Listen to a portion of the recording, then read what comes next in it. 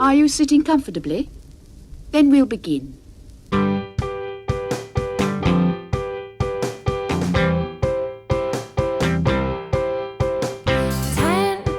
minutes left. Yeah, but there's still some time. It's not the final score.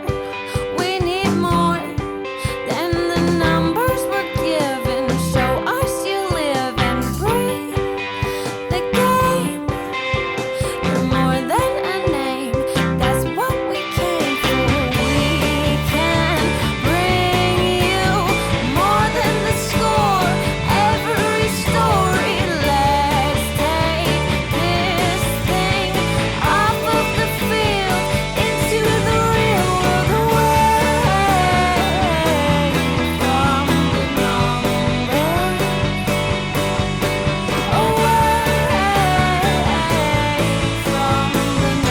numbers,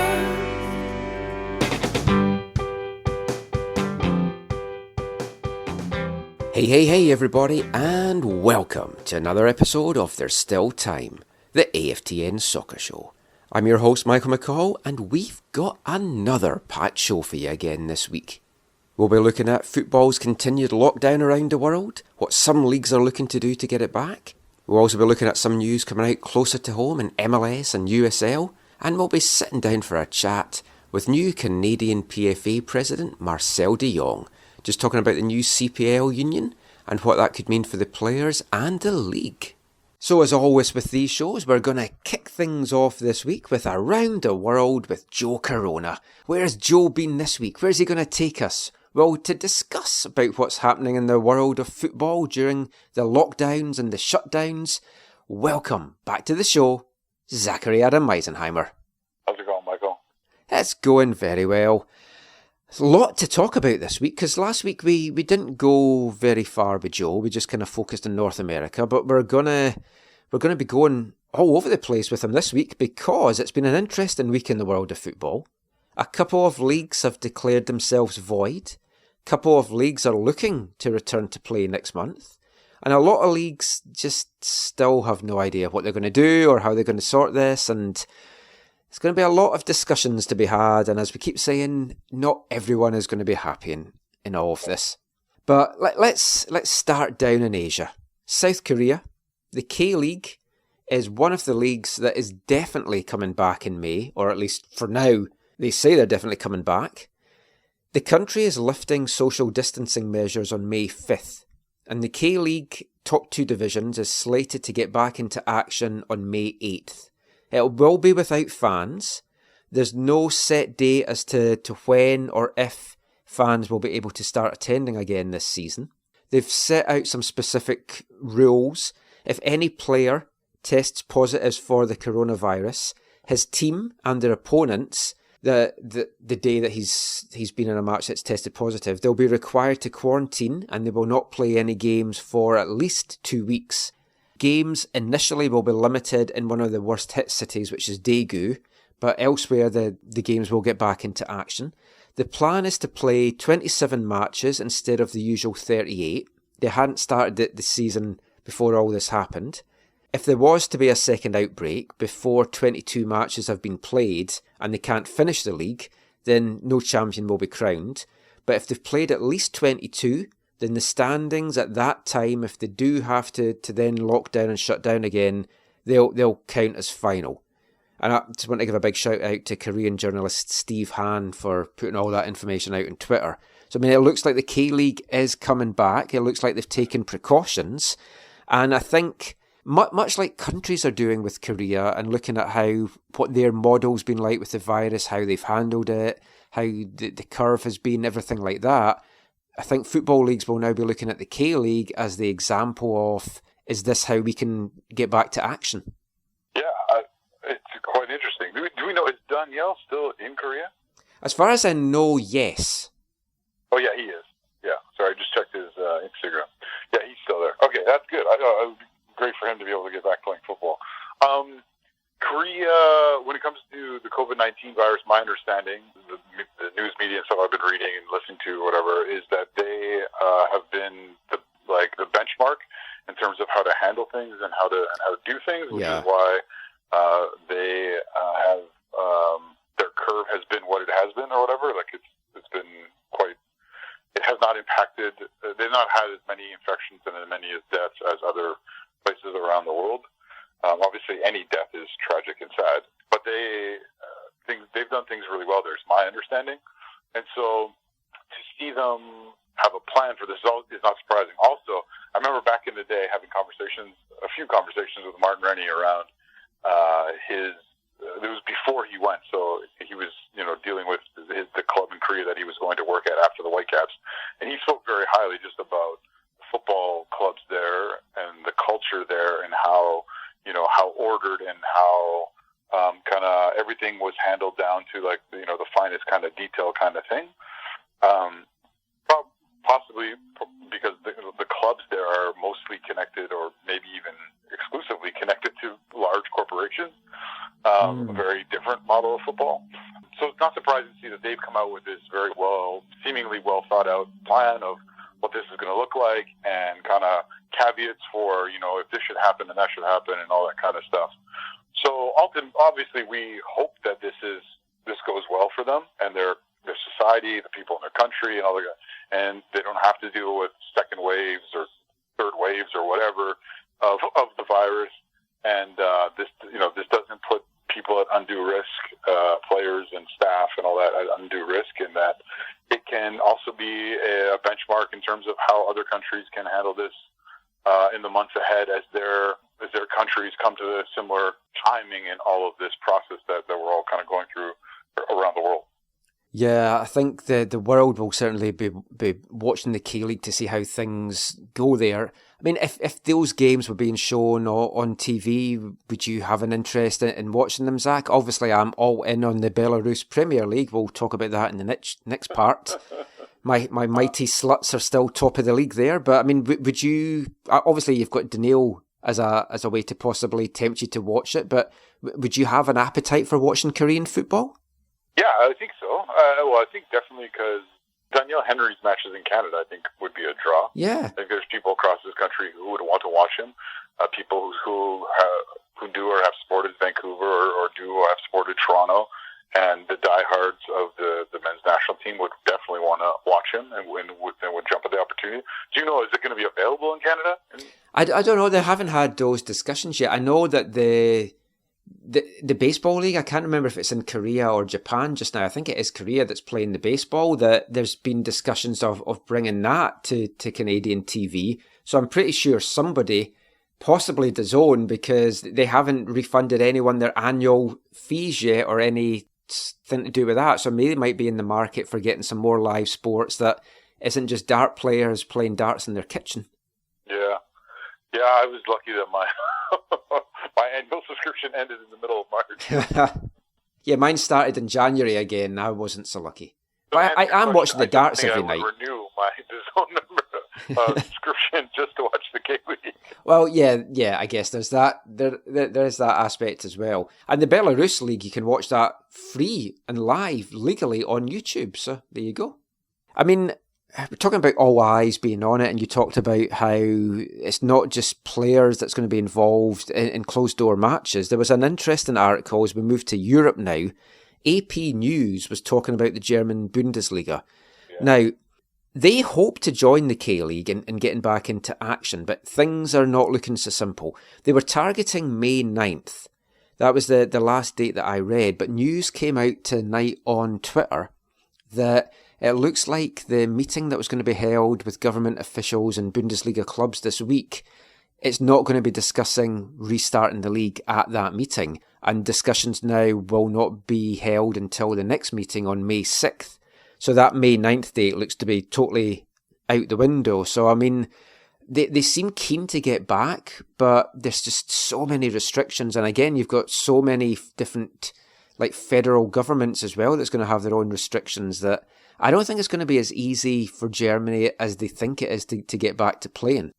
Yeah, Germany is another culture that's, very well known for its structure and order and doing things excellent, like doing things as excellently as possible.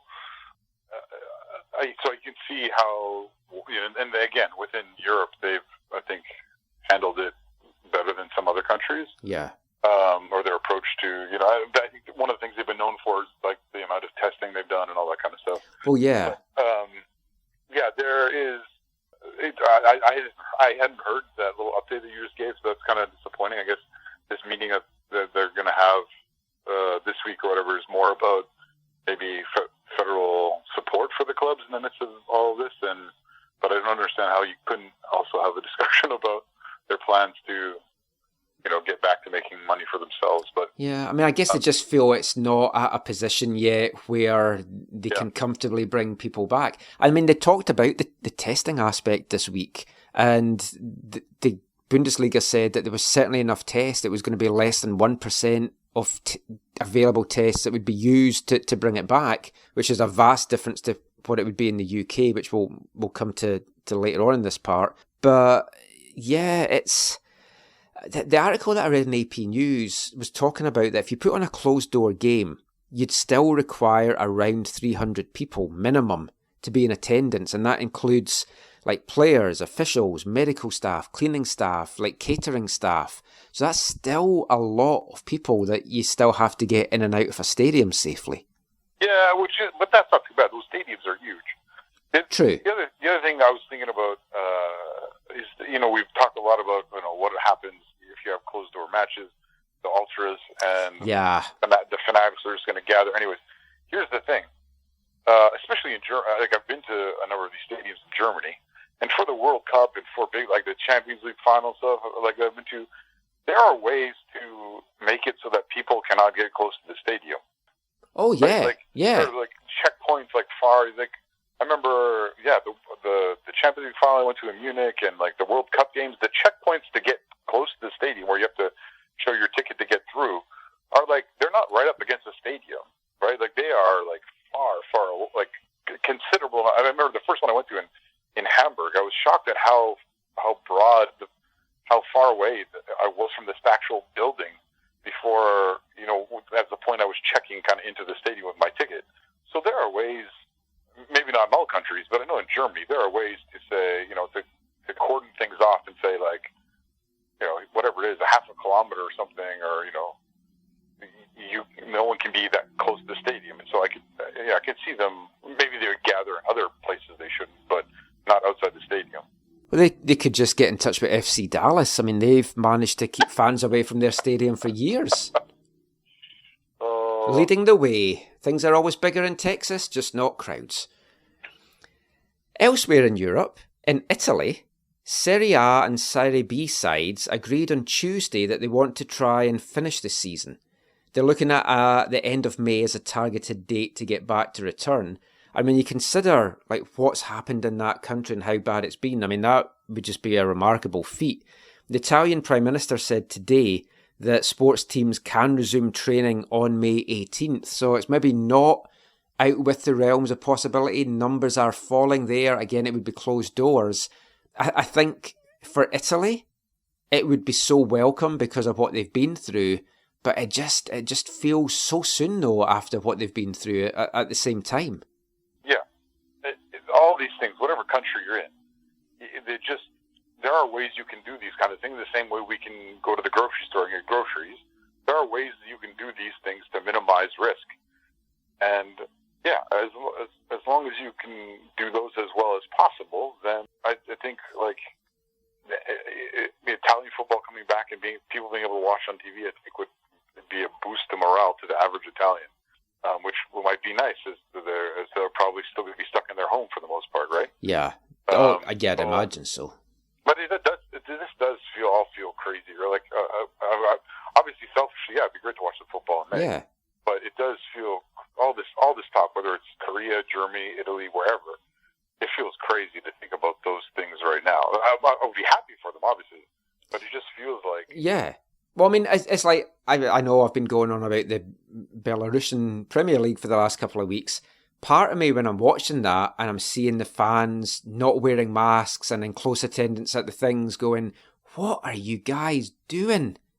Why are you playing on? Yeah, it's great to watch it, but I'm sitting watching it feeling a little pang of guilt as to this should not be happening. Yeah. Now, UEFA had a meeting this week, and that saw them announce that leagues could end early now without it affecting their places in next season's European club competition. So finally, they've come out and said that.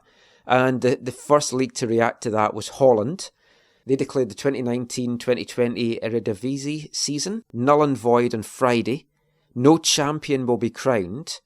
That was basically as a result of their Prime Minister also saying that there could be no football played until at least September 1st in Holland. Declaring it null and void seemed to me that the only way that you could do it, because you had Ajax and AZ Alkmaar tied in 56 points from 25 games. Feyenoord were back in third on 50 points. There was 9 matches remaining. And, I mean, when you've got two teams tied in points, you can't crown a champion. I think it's the right decision. They're looking at October 1st now as the targeted date for the next season to begin.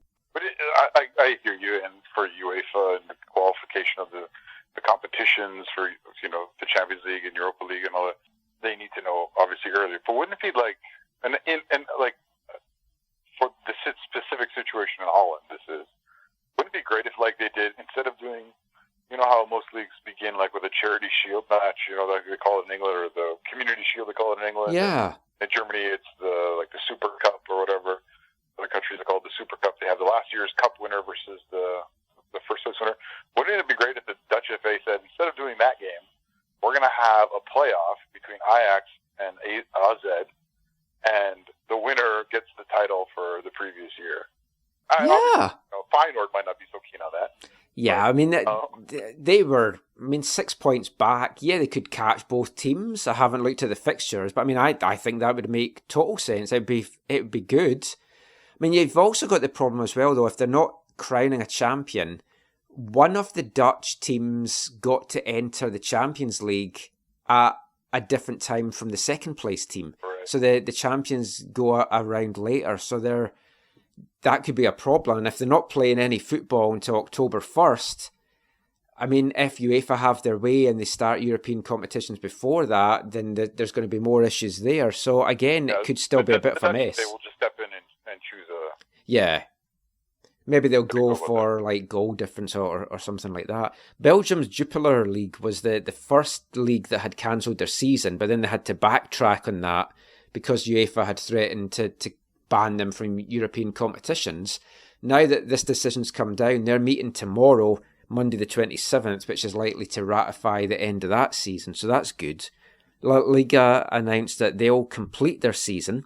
They didn't give a timescale though, but they want to finish the season. In Scotland, it's still a mess. There's more animosity and there's more meetings coming up and league reconstructions on the table and everyone's got their own agenda. I won't go into that again just now, but it's a complete shambles. Hearts still wants to stay up? Yeah. And the chairwoman of Hearts, Anne Budge, is one of the 2 people in charge of the reconstruction plans. So... No conflict of interest. No, that just seems bizarre.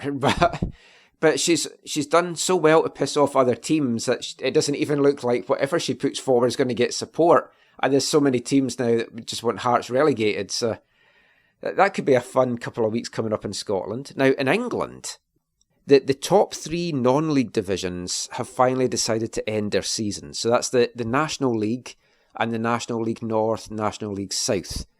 So it's basically top 2 tiers, but it's like 3 divisions. Now, they haven't made a decision yet on what that's going to mean for promotion. And the reason that's important is the top team automatically get promoted into the Football League, and then another team gets promoted through the playoff system. Now, right now, the team that is top of the National League is a team called Barrow. And that's probably a team that not many folk know about, but it's a team... I took a little interest in when I was a boy because East Fife had played him in a friendly and I got a programme from that game. But back in the day in England, if you finished bottom of the English league, you could be voted out of the league by other teams and then a non-league team would take your place. Then it got expanded that any team that finished in the bottom 3 or bottom 4 could be eligible for the vote. So in 1972... Barrow finished 3rd bottom, and were controversially voted out of the Football League despite finishing third bottom. They lost their league place. They never were able to get it back. They kind of went out, were a kind of Phoenix club and came back. They finally had a chance of getting back into the Football League, and now the season's been declared ended. It's like heartbreaking for them. And I just really, really hope that common sense just promotes them into the Football League now after all that. That would be nice for them. It would be a lovely story, but if they lost out because of that as well, because they've never been anywhere near promotion for years since then. They've just had their season of their lives, and it could all get taken away from them. I mean, I know you can't legislate for all these things happening, but it's a heartbreaking story. Now, in the English actual football leagues, still a lot of confusion. There were reports this week that the bottom two divisions, so that's League 1 and League 2, might be reorganised and they could be regionalised. Now, that is what happened in the bottom two leagues in England from 1921 to 1958. You had Division 3 North and Division 3 South. That's what they're looking at doing again, to kind of cut down on how much folk have to travel just now and costs, and have bigger crowds because you're going to have more local derbies and all this kind of stuff. I mean, on paper it looks great. I don't think clubs would be against it. But it's kind of weird how much football has advanced, and then you're looking at going back to such an old system. But I like regionalisation, and I know a lot of folk aren't in favour of it in MLS. I would quite like it, because you've got more chance of going to more matches over the course of a year, as opposed to thinking, oh, I'm not going to go to Philadelphia, I'm not going to go to Columbus. Oh yeah, a couple of trips to LA, to Seattle, Portland, Salt Lake, Colorado. I like regionalisation.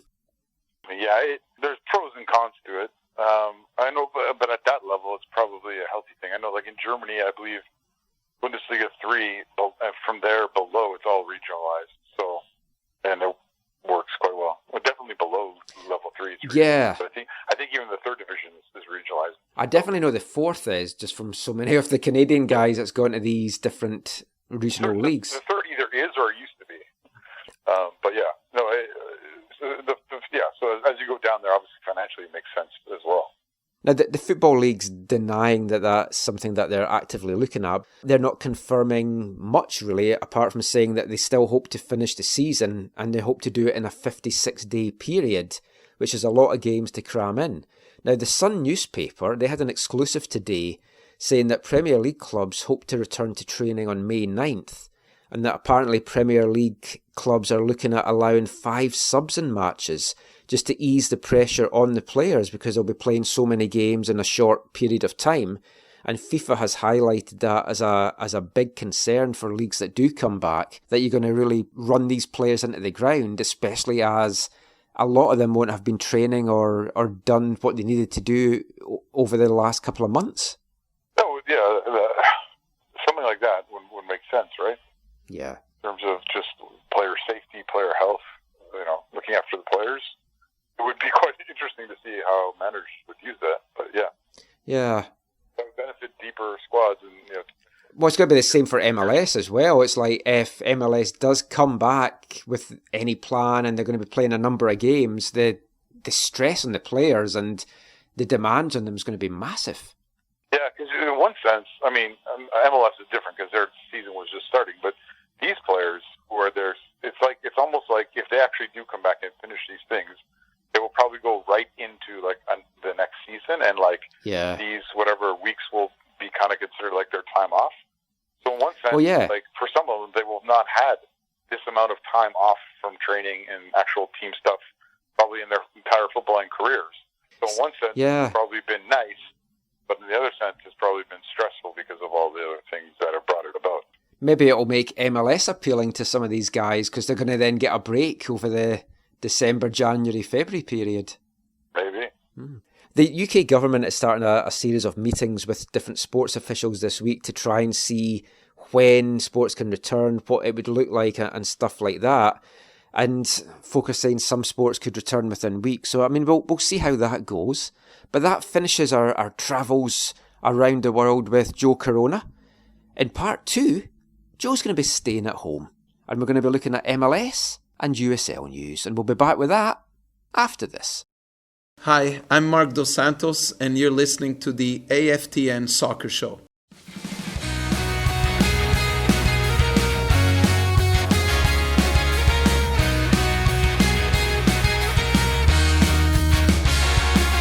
I know that it's a cliche, and I swear I'm not lying. But the day you left, I dreamt I was flying. A record collection split in two, and you took all the bad songs away with you. Hopefully, this'll be the last breakup song I ever need. I hope you're very happy together. And if you're not, that's even better. I hope you're very happy together. And if you're not, that's even better.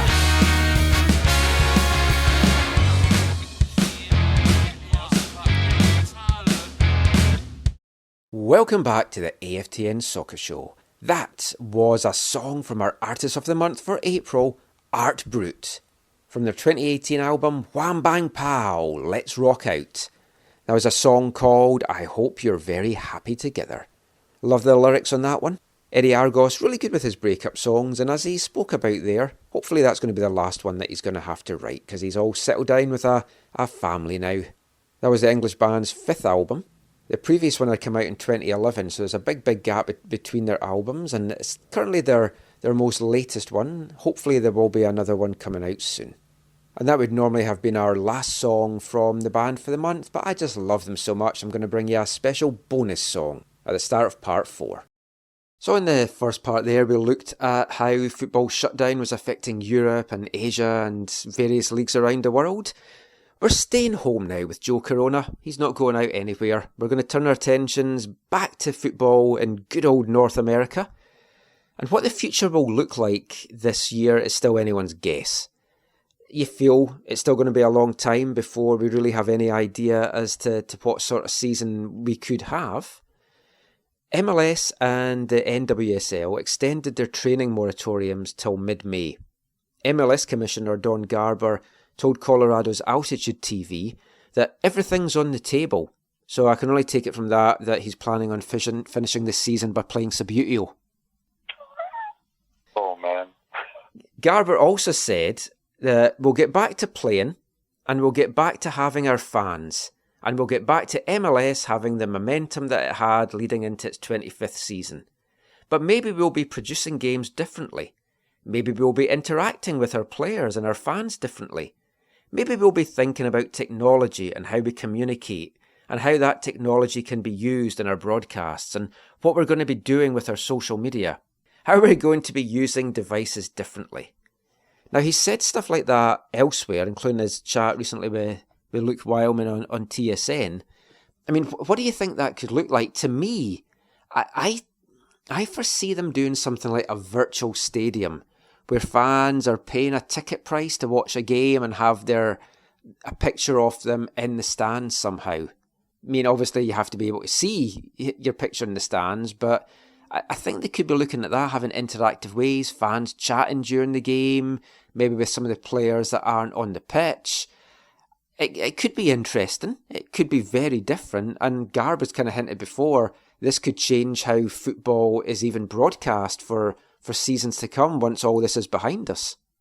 It'd be one thing if, like, we knew that technology like that was, like, available or readily available or cheaply available, but because I'm not aware that it is, maybe it is, and I'm just aware of it, I don't see them doing anything that crazy in terms of you having to pay to have your image in the stadium. I don't see a lot of people doing that. No. Games are going to be broadcast. But I mean, how could they... contracts that they have with, TSN in Canada and their partners in the States. Well, I mean, if he's talking then about doing things differently, how could that look? I mean, what would you like to see? If you weren't able to get to games, and I include the CPL in this as well, if you couldn't get to matches, how would you like to have that experience of a closed doors game? Well, that's the thing. I think when he says different, he just means closed door, I think is what he's saying. be different. Yeah, there's social interactions like you were mentioning there, maybe with like players on the bench or like the team officials down like pitch side who are like doing commentary on more than just what's on that you could see happening on the field, right? Or like live feeds of like I could see like even more like them trying to open the dressing room more at halftime to get like like they did with Santos at the beginning of the year, Yeah, right, where they were filming everything. They're going to need to have some. Yeah, they'll have to have somebody. That up for TV access or broadcast access, right? That kind of stuff. But I can't see anything being that drastically different. Beyond using the tools that we already have. So they can do some fun things with social media, but it wouldn't be that crazy different. What about cameras on players? Like on their shirt or on their forehead? There was that movie, I forget what it's called now, I've looked it up, but there was a movie a couple years ago, 2016, it came out in the spring of 2016, because I saw when we went to Salt Lake away, when I went with Will and Sean, where they filmed the whole movie like that. Oh. And I had to leave after half an hour because I was going to be nauseous because of the movement of the camera. But the camera, they literally had a GoPro, or obviously better than a GoPro, they had a camera strapped to the main character's chest, and that the whole movie was that angle. Yeah, I mean, you could only watch that for very small snippets. I mean, like going way back to like Blair Witch Project, I remember I saw that in the cinema. Right. And I was like, whoa. It was cool once, right? Yeah. But then things have moved on. But I genuinely could see them like miking up the players, or putting cameras on the players as well. If they did open up the dressing room to someone like Marc Dos Santos, you need somebody there on the swear machine to beep him out pretty quickly, I think. Yeah, broadcasters can have a 7-second delay for that, right? Yeah, there's going to be all these apologies to American viewers, like, we're sorry for the words that you heard there. It's like, it always makes me laugh when you're watching boxing and there's a guy sitting in the corner and his eyes swollen, he's cut open, there's blood pouring from him, and his cornerman swears, and the commentator's like, we're really sorry if you were offended by that. It's like, this guy's near death. And he dropped an F-bomb, and that's apparently really bad? Yeah, I think every culture has their things that they hold up as being worse than others, right? Yeah. But I mean, I was thinking how else things could be different, and I just think it could, be a lot more involvement and just opening up areas that you haven't seen. For the games themselves, I hope they don't mess about too much with it, because football is a simple game to be played. It should be a simple game to be filmed. A few years back, when they started pissing about experimenting with all these different camera angles, like, nothing annoys me more than if you're watching a game and you're watching an angle, and then from out of the blue they suddenly cut to another angle, and you have to readjust your eyes as to where's the ball, what's happened. Yeah, I don't want to see stuff like that either. But I don't know. I agree with you on that. I'm just old-fashioned, but we'll see what happens.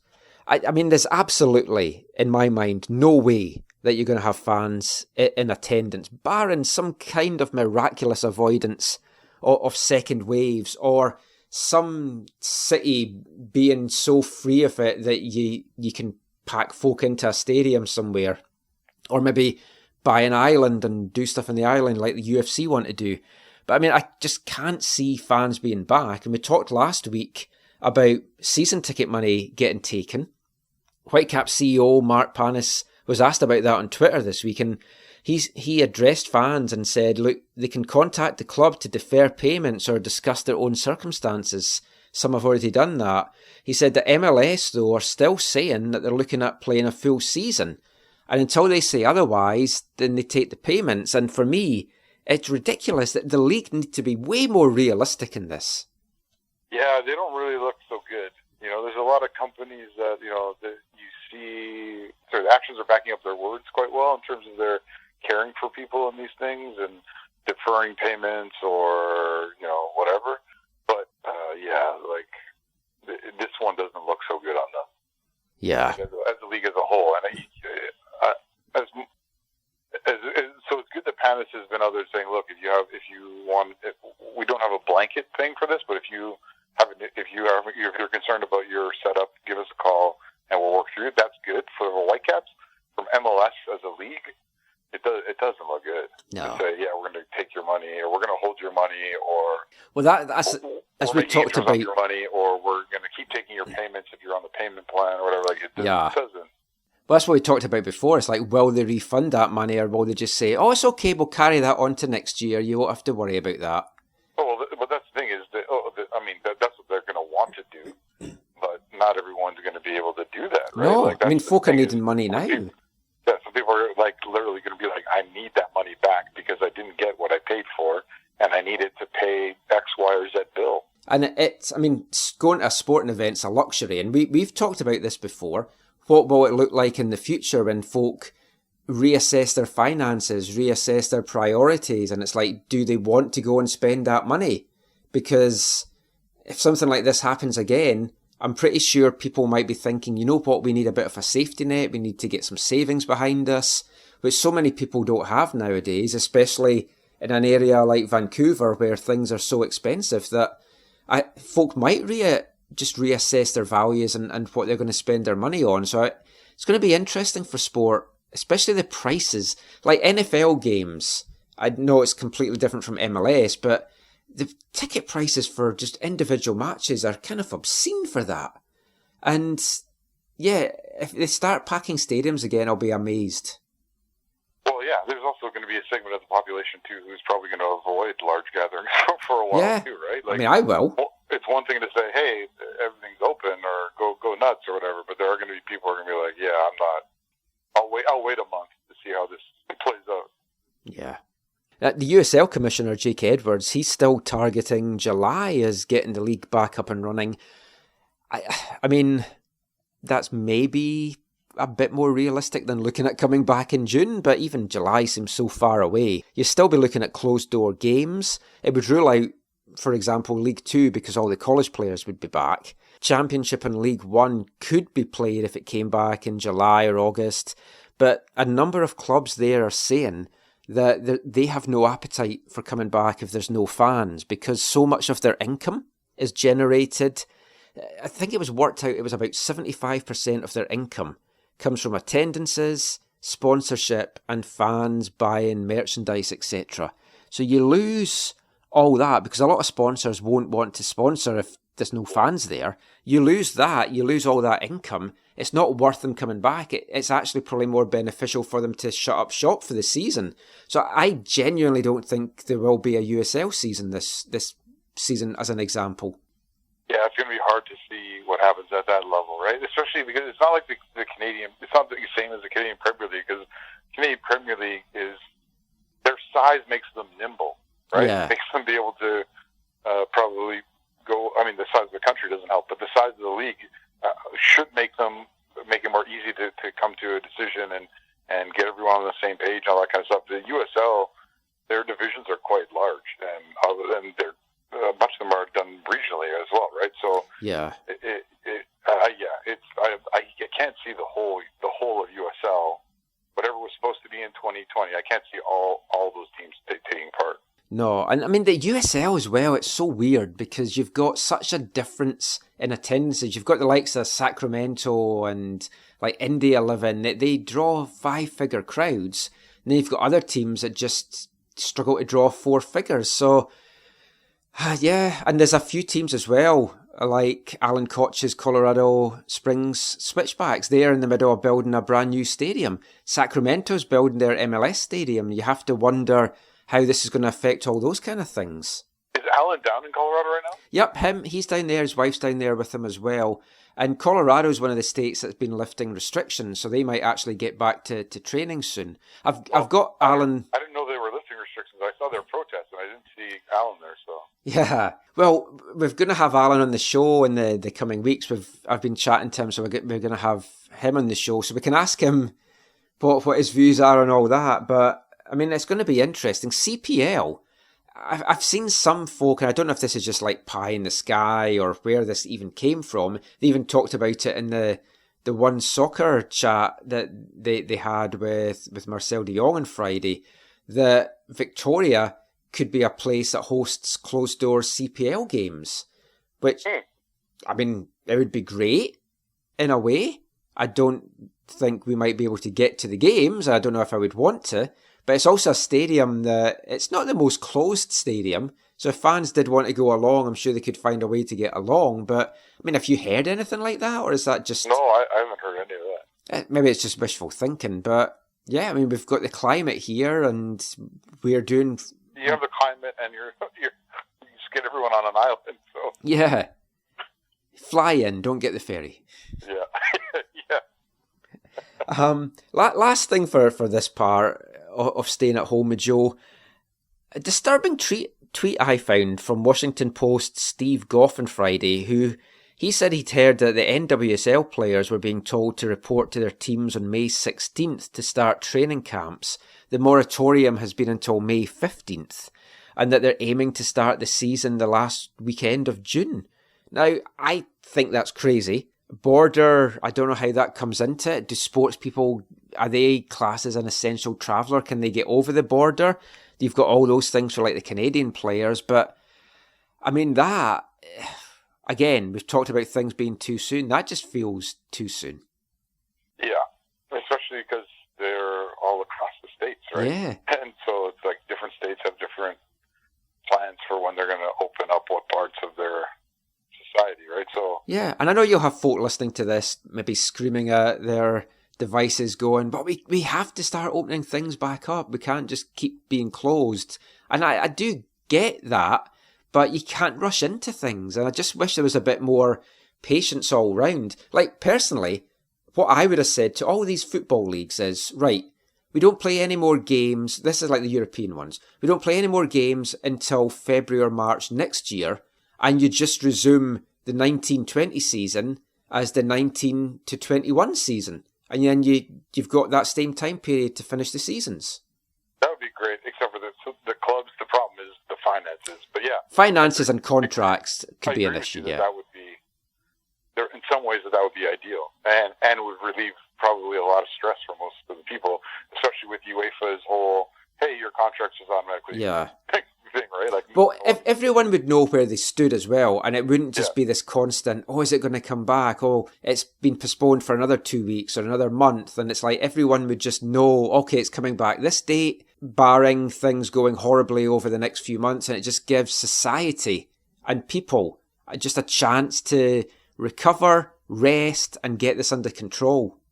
But would that be also too discouraging to say, hey, 10 months? Maybe, because part of society's not coming back for 10 months. Yeah, I mean, it is. I mean, we're going to talk about mental health in next week's show, but I mean, that is an aspect of all of this that some people do need the hope that things are going to come back sooner rather than later. And for some people, if they're told 10 months, that could push them over the edge. It could be their breaking point. I do think that's why some of the governments are doing this on a gradual basis, because they're worried how some people might react to it being longer than this. It's finding the fine balance and the happy medium, and there's no easy answers. And I just think the uncertainty about everything is one of the worst aspects of this. Just to get into a serious discussion for a bit, it's like people want to know stuff and you can't give them answers. And when there are no answers, that's when there's fear and there's panic and there's anxiety and there's uncertainty. Yeah, no, it definitely is this strange time where you go from conversations of certain parts of society opening up at the beginning of May to it's going to be 16 to 18 months, right? Like, yeah. It's such a wide variety, right? And it's like no one knows what the new normal's going to be. Yeah. Right? Like I'm not going to be able to shake your hand for maybe 2 years. Yeah, well, I mean, like, if genuinely. Ever again. Yeah, I was saying to Caitlin this week, I don't know when, like, the three of us will get back together in person. Yeah. Because you don't know, like, even if they said, okay, you can be in small gatherings of 5 or 10, would you want to drive from Abbotsford to UBC to record a show in a small studio? And I don't know that would really be sensible. Oh, the drive. I missed the drive. But I don't mind the drive. It's more using a facility that we don't know who else is using it. Well, yeah. Like, unless there were very clear standards on how it was cleaned after each use, like that's what we Well, yeah, and it's like we finish our show at like 1:30. Do we have time to clean a station after things like that? It's like, no. Well, that's the thing. And then are we the ones who would be responsible? Or Yeah. would there have to be someone with more qualifications of... Well, yeah. If you see the state of my house just now, I don't think you'd want me cleaning anything. Football programs for everyone, everywhere. Anyway, didn't really want to be a downer, so we'll move on from that. Zach will be joining us later in the show for some more stuff that we're going to talk about, but we're going to round off this part just now with a look at the league that is still going just now, the Belarusian Premier League, and a fantastic weekend for my beloved FK Slutsk. We love our Slutsk, the greatest team in Belarus. We love our Slutsk, FK Slutsk. And what a weekend it has been for FK Slutsk. Headed into this weekend's matches, joint top of the Belarus Premier Division. Finished it, still in first place, but this time with sole possession of it. Slutsk were at home to Belshina Bobruisk on Sunday morning, and what a barn burner of a match they were involved with the bottom of the table side. Once again, they made things difficult for themselves. It looked like they were home and dry, not for the first time this season, only to get sloppy at the back and just let their opponents back into this game. Slutsk had the best of the early running and took the lead in the 20th minute. Umar Bala Mohammed made it 2 goals in 2 games with a close range finish, following a delightful little backflip from Artem Sergiuk. 15 minutes later, and it was Sergiuk himself who got on the score sheet, firing home from inside the box to make it 2-0 to Slutsk. They couldn't manage to hold on till half-time though, and with a minute of the first half remaining, Leonid Kovai tied things up for Belshina in the 44th minute. Very fortunate goal. Suleimani Koanda was trying to clear the ball out of the Slutsk box and it bounced off the chest of Kovel, setting him up with a chance to fire home, and he did just that, firing past Boris Pankratov, making it 2-1 as they went into the half. And things were to get better for Belshina at the start of the second half, as Pavel Bordikov made it 2-2 in the 52nd minute. And after that, Slutsk kind of went to pieces a little bit, especially at the back, showing a lot of defensive frailty. And Belshina really should have taken the lead. They had a number of chances to do that. Pankratov came up with a number of good saves yet again to keep Slutsk in this match. Managed to keep the scores level at 2-2, and it looked like that might be how the game was going to finish. Then 5 minutes from time, Nikita Rochev saw a second yellow card for Belshina, got sent off, swung the advantage back to the home side, and Slutsk took full advantage of that 3 minutes later. Umar Bala Mohammed getting his second of the game, running in on goal, firing home, sending the crowd wild, sending me wild as well here in my Vancouver living room as I was getting off my couch screaming, "Come on, you sluts!" Which I'm not quite sure what my neighbours would have made of, but a fantastic 3-2 win in the end. As I said, gave Slutsk sole possession at the top of the Belarus Premier League by 1 point now over Isloch, and things looking good for Slutsk just now, but they really have to sort out that defensive side of things. Because, I mean, they're playing a poor team that didn't take their chances. Last week they had opponents that didn't take their chances. That's not going to continue as the season goes on and they're playing some of the better teams. Got to get that sorted out. Next up is Dynamo Minsk. On Saturday evening. And we'll bring you the details of that in next week's show. Måne Slutsk. But that is it for this part of the show. We'll be back in part 3 with a chat with Marcel De Jong about the new Canadian Premier League Players Union. And that's coming up right after this. How's it going, guys? I'm Ben Fisk. You're listening to the AFTN Soccer Show.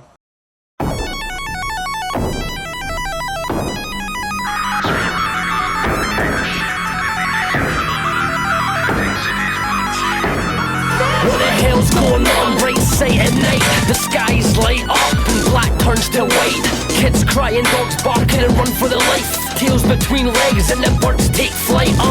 People panicking or froze like a mannequin. Packing up and driving, police with their sirens. Looking up high and clubs break.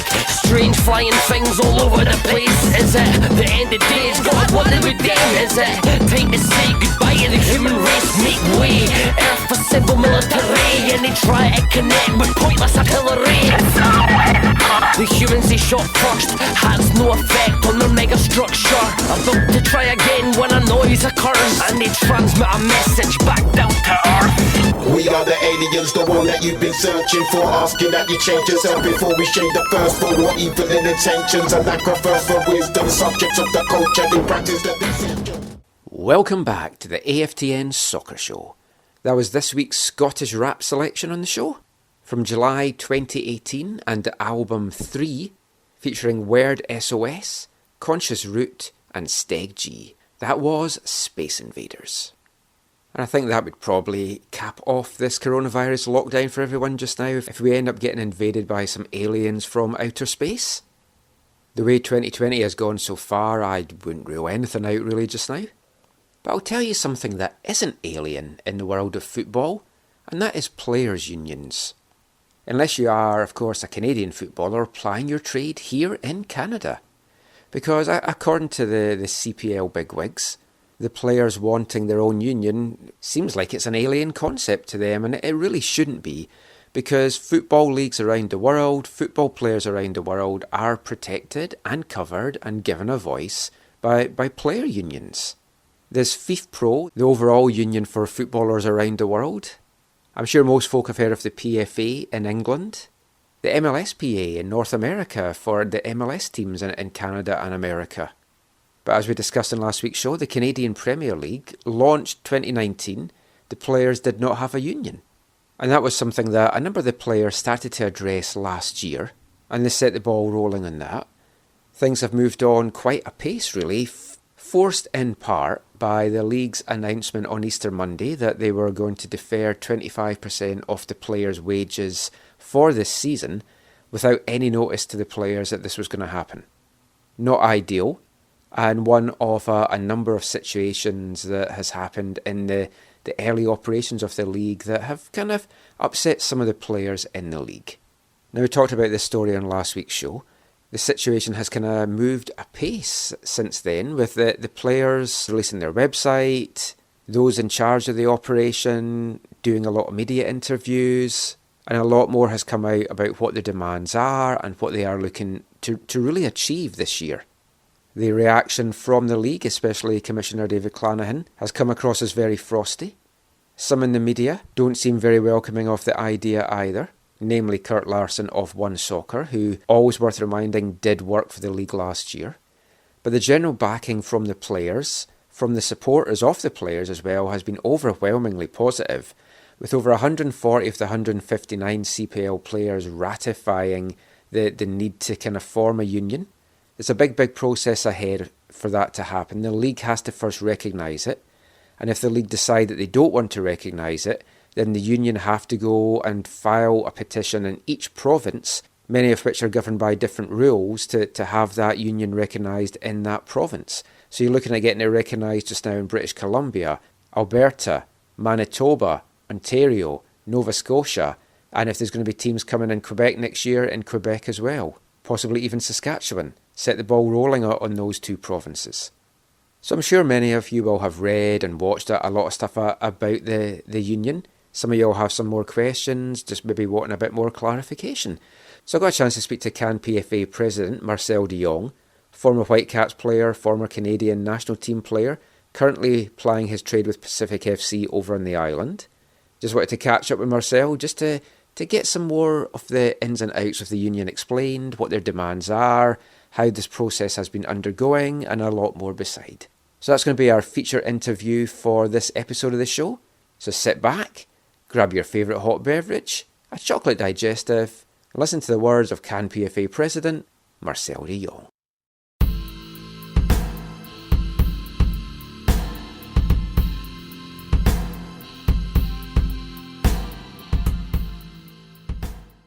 So I guess the first thing really to ask you, Marcel, is how are you and your family doing at this time over there in Victoria? Yeah, so far we're doing good. I mean, we can't do much, so we're pretty much isolated. We go to get our daily groceries or whatever, and that's pretty much it. So we're not doing too much. Daughter doesn't have to go to school, so she does a lot of homeschooling and all of that. So, but she keeps us occupied, so that's good. And I've been speaking to lots of players around MLS, around CPL. So, I mean, I know all the clubs are kind of doing lots of Zoom conferences and doing lots of fitness trainings, and you've all got these things to do. What's it like at Pacific? What kind of things are you focusing on in particular? Yeah, we do a lot of Zoom meetings. We do like Pilates online through Zoom, which is good. We got our fitness coach who sends out daily exercises that we should do, and so we have to obviously train on your own, find a piece of grass or a trail or whatever, and do your exercises, because obviously we're in the middle of the preseason, so everybody has to kind of maintain that fitness level.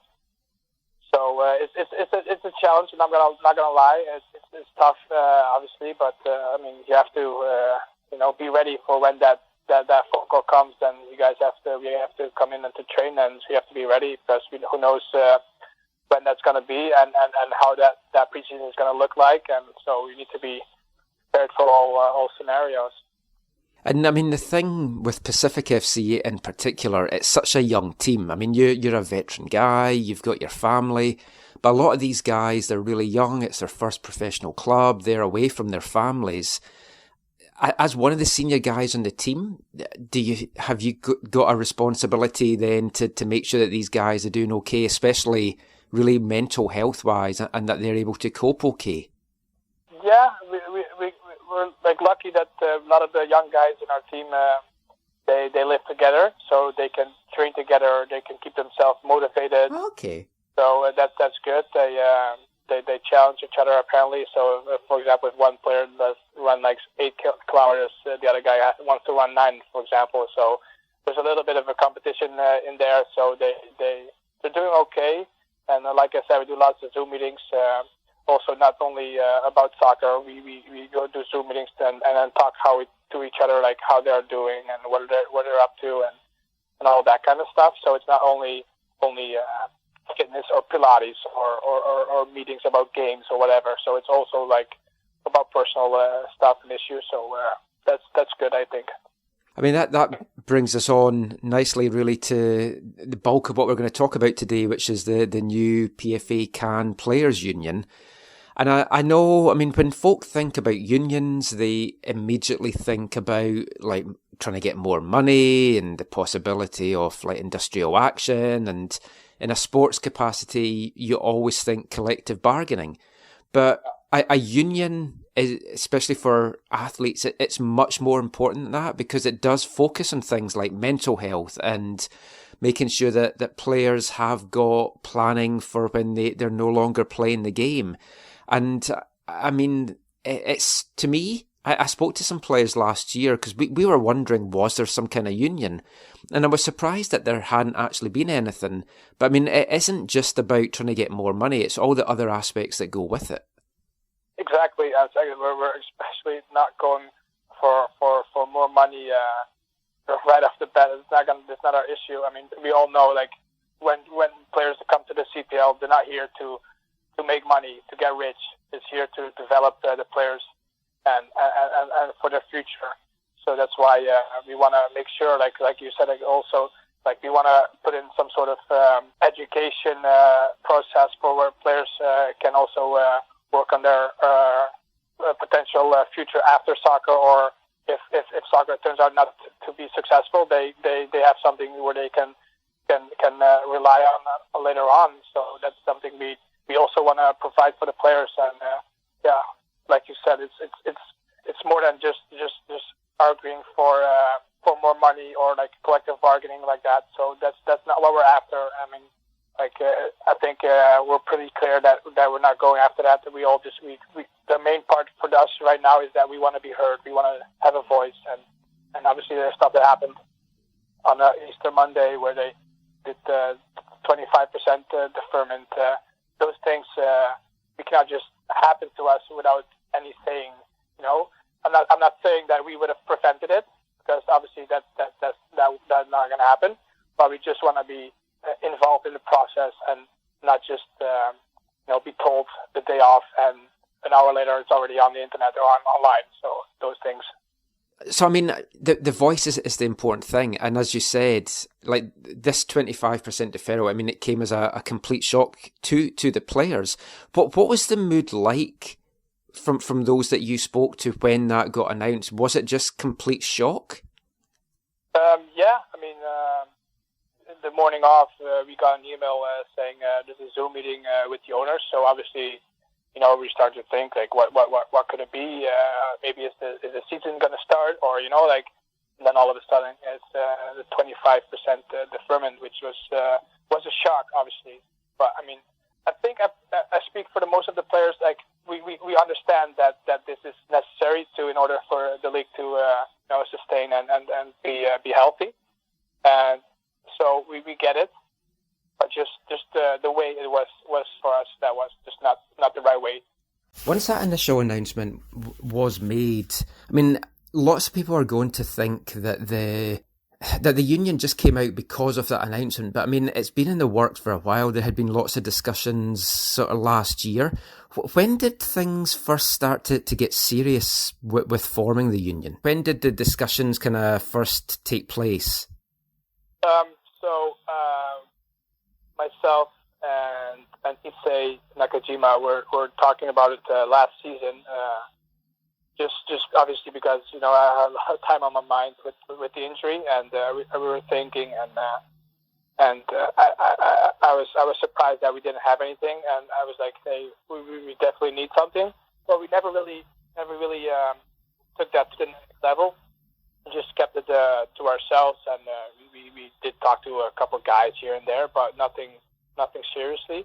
And then a couple of weeks later, we got approached by Dan, and we met up. We spoke briefly, and then we decided to meet up because obviously I knew this was something the league needs in order to grow, and so we met up, and we had a great conversation here in Victoria, and we decided right there that we're gonna pursue this, and because we both felt that this was necessary for the league. And I mean, obviously, things you maybe hadn't planned to announce it just when you did, but with everything that happened with the deferral, I mean, it obviously seemed like the right time to do it. And like reading JJ Adams' article in the Province, and then watching the Google Hangout yesterday, the support that you've got from the players, from the 159 players, I mean, it's way over 140 players that are backing this, which must be really good to see. Yeah, extremely happy with those numbers. Obviously, we won 100%, but we know the circumstances are that some players are still abroad or have a language barrier that they don't really understand, and we got obviously a lot of foreigners in the league. So with all that, we are really, really happy with those numbers. And I think what I've heard that is that still numbers are still coming in, and we're still waiting for a couple, but end of the day, we're really happy with those numbers, and that shows that everybody feels the same way about having a union. And I think from looking at the website as well and looking to see like who's involved, like you're the president of the union, but looking at the other board of directors, it's all experienced guys, and a number of them having played overseas, like Issei and like Ben Fisk and Tony Amiobi, and I mean guys like that. So I mean, from being overseas, you're used to having a union, you're used to seeing the importance of having a union. So I guess you've just been sharing stories with the other players as to why it's important. Yeah, exactly. I mean, obviously, you mentioned names that the guys were fortunate to play in Europe, and we all know in Europe it's just sets a higher standard in everything, and we just experienced it in such a positive experience. For me, for example, playing in Germany, we knew that we would have been looked after if you have any issues, and you just one phone call or one email away from support, and that's just something that means a lot for a player when you're facing tough times, when you're facing problems with the club or facing mental health or whatever, So it's no different than in the MLS, and so yeah, obviously we talked about that, and it's just a no-brainer for those guys to try and form a union, and it's basically that's basically it, I guess. And I mean, it's fair to say the reaction from the league itself, not necessarily the owners, but the actual league and the commissioner, it's not been welcoming. It's been a little bit frosty. I mean, were you surprised, or were you expecting that? No, obviously we have great guys in our board with our executive director Dan Kruk and our legal counsel Paul Champ, and obviously we do our homework, and we know the backgrounds of the owner, and we know where he's coming from. So we were not surprised at all. Are we happy with that reaction? No, not really, obviously. But I mean, at the end of the day, yes, he's looking out for the league, and we are looking out for our players. So everyone has the right to have an opinion. But will it stop us? No, it won't. And it comes across that they're just looking at the negatives and they're trying to paint the negatives off it, as opposed to seeing what positives, like what we've just discussed, what positives that a union can have. Exactly. So, I mean, I assume that they think the worst about us, but obviously, like we all mentioned before, we're not here to go after more money or whatever. Right now, we just want to have a voice. We want to have a direct line of communication with them. We just want to be heard, and we want to discuss and be involved in the process of whatever decisions they want to make. And I think that's just only fair for the players, like it's everywhere else in the world. The thing as well with the CPL, I mean, if you're looking at the owners of the different clubs, they've all got varying degrees of football experience. At Pacific, you've got former players and Josh Simpson and Rob Friend. You've got other people that are more business people and they've never really been involved in the game. They've never played the game. They don't know what players go through. Is that going to make it difficult to try and get the owners on board, because some of them are just going to be coming at it from businessmen and they've never experienced the football side of it? Yeah, I think it would make it more difficult. But at the end of the day, footballers or soccer players or footballers, however you want to call it, we're all human. Like we all have feelings, we all have problems, we all have issues. We're no different than any other or whatever job they may have. So we're no different. So it's a tough question because I know what we're doing is the right thing. So it's just a matter of convincing them or changing their minds, I guess. But obviously, like you said, owners like Rob and Josh, they've been around. They've been around the block, so they have experiences all over Europe and in MLS and whatever. So they know how it is to have a union, and so they know what the value a union can bring. So I just hope that these guys will also support us and have our backs and help us convince the other owners that might have doubts or whatever they may have. And to play devil's advocate for a minute, looking at it from the owner's point of view, some of the owners are going to say it's too early to do this. The league is it's not even kicked off year 2. And none of these clubs are really making money just now. And a lot of the owners, when they've been get into this, they're maybe expecting not to make money for 5 or 10 years. So they're maybe going to be worried that in the current climate with no money coming in, that the league could be at risk if the players and the owners kind of disagree. I mean, that's obviously a fine tightrope to walk, and it's a balancing act. You want to have your voice, you want to have what's right and have your rights, but you also don't want this league to fold and then not have any place to play. No, 100% I agree. But what I would say is that if they're not making money, or not in the next 5 years. That doesn't mean the issues that players may have right now are can wait. You know what I mean? Yeah. Myself, I got a serious injury last year, and I've been taking care of the club. But obviously, if this what happened in MLS or in Europe or whatever, you receive workers' comp, for example, or you get help. You can start working. You can do sign up for an online classes, or you can help educate yourself, or all those kinds of small programs that are they can put in place for you. So I know the league is not making any money in the next couple of years or whatever, but doesn't mean that the problems are still. They're gonna wait also 5 years or 6 years, whatever, right? Until they have money. That doesn't, that don't work together. You know what I mean? The issues of the players are gonna be there, but the league is gonna grow and grow and grow. But until they make money, you know what you're going at? Yeah, I mean, there is possibly a concern though that if there is no football played this year, I mean, can the league survive? And I know that's not for you to get into just now. But I mean, it's a potential worry. And then there could be some owners that think, you know what, this just isn't worth the hassle. I'm just going to walk away. Mm-hmm. Yeah, but I understand. Yeah, and obviously I cannot answer that question if they're going to survive or not. But obviously, if they're not going to survive, we would very much love to know that beforehand. And yeah.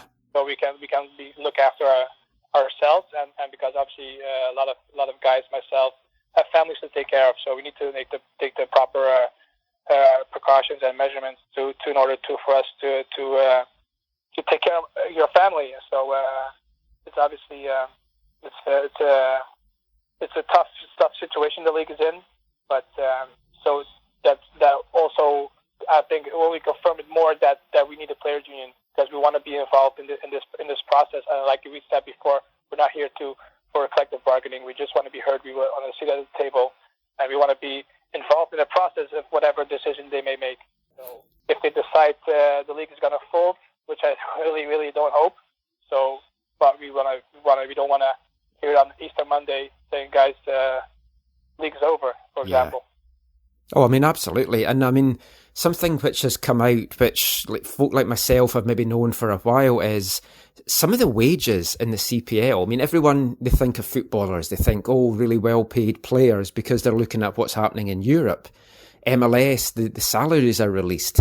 CPL, it's always been quite a closely guarded secret, but if you've talked to some of the players, then you find out what they're paid. And a lot of them, they're on under 30,000, which when you're living in one of the most expensive provinces in all of Canada, it's hard to get by in that. And I think that's maybe something that this has been really good to help fans understand. Look, these guys, some of them, they're not making much money at all. Yeah, exactly. I mean, like I said before, if you go to the CPL at this stage of your career or at this stage of the CPL's existence, you're not here to make money. You're just here to develop you as a player. And I think it's really, really great that players are willing to take that risk or a chance to prove themselves and hopefully make a move to a league or a higher league. And even with knowing that players are not making not much money, not enough basically, and we're still not going for more money. I mean, I think that shows that we are very understanding.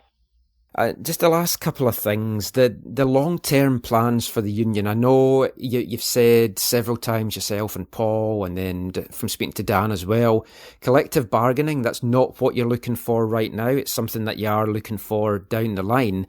But also down the line, you're hoping that this union can maybe involve some of the Canadian women players that are playing elsewhere, the national team players. Have you had any talks with any of your former national team players or teammates to see if there's an interest from them in joining such a thing? Yeah, our plan is obviously not just the CPL, but Canadian men's national team, Canadian women's national team. We want League Ontario, League Quebec, and even hopefully BC. So we want everybody involved in our union. And obviously, we already started talks with also the women's. We had a good conversation with them. So I can't really say much more about that situation, but our intentions are that we want everybody involved, men and women.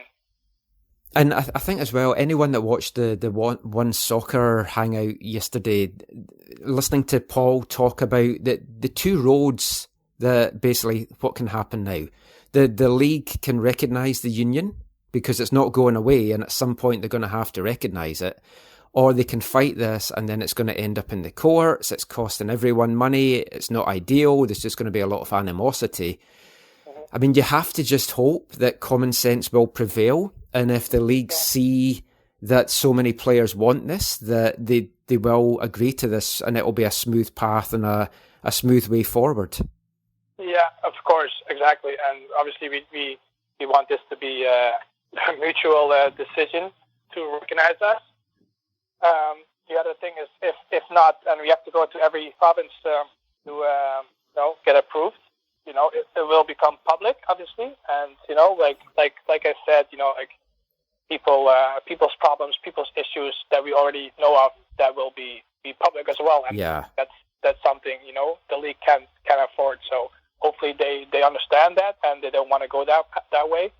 So hopefully we can all just together help the CPL and Canada Soccer in a good in harmony.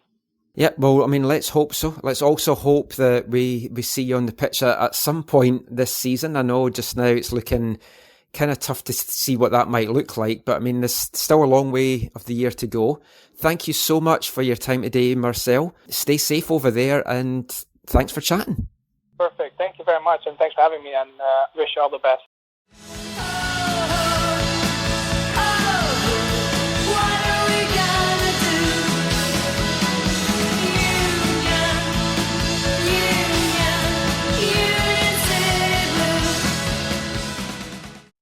Marcel De Jong talking all things Can PFA there. And we're going to unpack a little bit of what he's been saying and just discussing about some of the reaction to the Players' Union from the past week from media, the league and supporters in the next part of tonight's show when we're rejoined by Zach. And we'll be back with that right after this. I'm David Edgar and you're listening to the AFTN Soccer Show.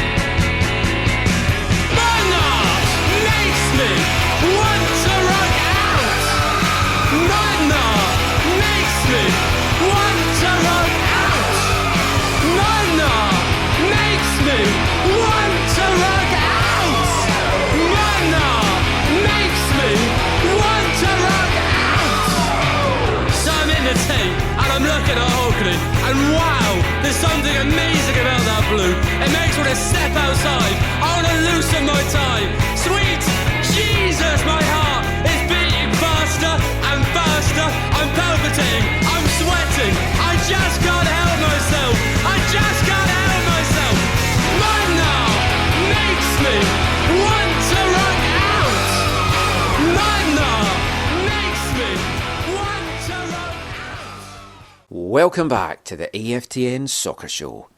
That was another number and our final number from our Artist of the Month for April English band Art Brut. That was a song from their 2005 debut album Bang Bang Rock and Roll, and that was Modern Art. I hope that made you want to rock out, the way that Modern Art does to lead singer Eddie Argos. We'll be back with new Artist of the Month next week, and I'm really looking forward to bringing you that selection for May. One of my favourite bands of all time is going to feature in that selection. I won't do any spoilers. We have played some of their songs over the years on the AFTN Soccer Show, but we've got 5 crackers coming up for you next month. And something else that we're going to bring you from next week's show is we're going to do the other musical parts that we do at the start of each part just a little bit differently. I thought I'd make things a bit more interesting, and We're going to try this out in the month of May, see if it works, see if it's popular with people, but we're going to kind of play a little game, just for fun, no prizes or anything. But we'll have our 4 songs that introduce each section of the show. The start of part 2 will be our Artist of the Month. And then in parts 3, 4 and 5, they're going to be introduced by a song that's going to have some kind of connection through them. Now, it could maybe be that it's all by the same band, the same subject matter, the same title, or something else that links the 3 songs. Your job is going to be to try and work out what it is. Now, you might, with most of these, work it out by the time we play the second song. So if that's the case, then we want you to work out what you think the third song might be. Got a few things in mind. I've been putting some stuff together, so we'll kick that off next week, and let me know if you enjoy it, and we might keep it going for beyond the month of May. So just before the break there, we were speaking to Marcel De Jong just about the setting up of the new Canadian Players Union. So just to kind of unpack a little bit of what he said, and just to delve a bit deeper into what we were talking about on last week's show, we've got Zach back on the line there. And, I mean, Marcel talked there, and in the One Soccer Hangout as well, it was mentioned that the support of the players, it's 159 players in the league, and it was at 140, it's now just a little bit over that of the players that's supporting it. Some players still haven't done their electronic verification of yes or no yet. So, I mean, the one thing that we can certainly read into this is, if nothing else, the players are certainly behind the need for there being a players' union. Yeah, the numbers sound like it's over 90%, so that's quite strongly in favor of this. And we know now the makeup of the board of directors, and it's all senior players. You've got the likes of Issei Nakajima that's on it, although right now he's like unattached. You've got Ben Fisk, you've got Kyle Porter, you've got Marco Carducci, and the vast majority of these guys have got experience overseas, and they've got experience of knowing what good a union can do. And I've got to say, full disclosure at this point as well, I come from a union background. I was a branch rep at my old work in Scotland for 15 years, and then I went on and worked for the union for a year. So I obviously believe fully in unions, and I believe that they are for the greater good. The players seem to think that as well. You've got guys that's going to be driving this that have experience of it.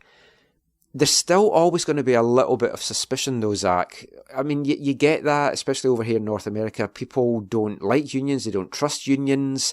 And it's a lot of this is going to be kind of like the PR game of trying to get the perception that, look, this is here to give the players a voice. It's here to help the players. They're not here to disrupt the league. They're not here to derail the league. They just basically want a voice and to be listened to iron out some of the issues that were behind the scenes in year one. My perception might be off, but I think a lot of people view like sports unions quite differently than other kinds of unions. Yeah. I know a lot of people who I think feel one way about sports unions and they probably feel a different way about other unions. You know, and that's their prerogative. I would agree with you that in terms of this is like, if this is done well, that it is just that. It is a voice for the players, a collective voice for the players, which is needed, I think, in the long term for the development of football players in Canada. Yeah, and as Marcel ended our chat with mentioning there as well, like if they have to go through the provincial courts to get ratified, if the league doesn't approve them, well, first of all, it's going to cost both parties a lot of money, and that's something that I don't think either parties can really afford just now. So, I mean, that's not ideal. You kind of hope common sense will prevail and the league will recognise it. When it's got the support of this amount of players, I think it would be foolish not to recognise it, but the union have made it clear if they're not recognised by the league, they are going to go through the courts to get legally ratified that way. Yeah, because it feels like for the players, there's not a lot to lose. It's like, I mean, assuming that the costs can be covered in some way, shape, or form, the legal costs or whatever, but like they're starting from ground zero. So in one sense, it feels like they have nothing to lose. But maybe I'm wrong with that, because they could be blacklisted, I guess, or whatever. But from the league's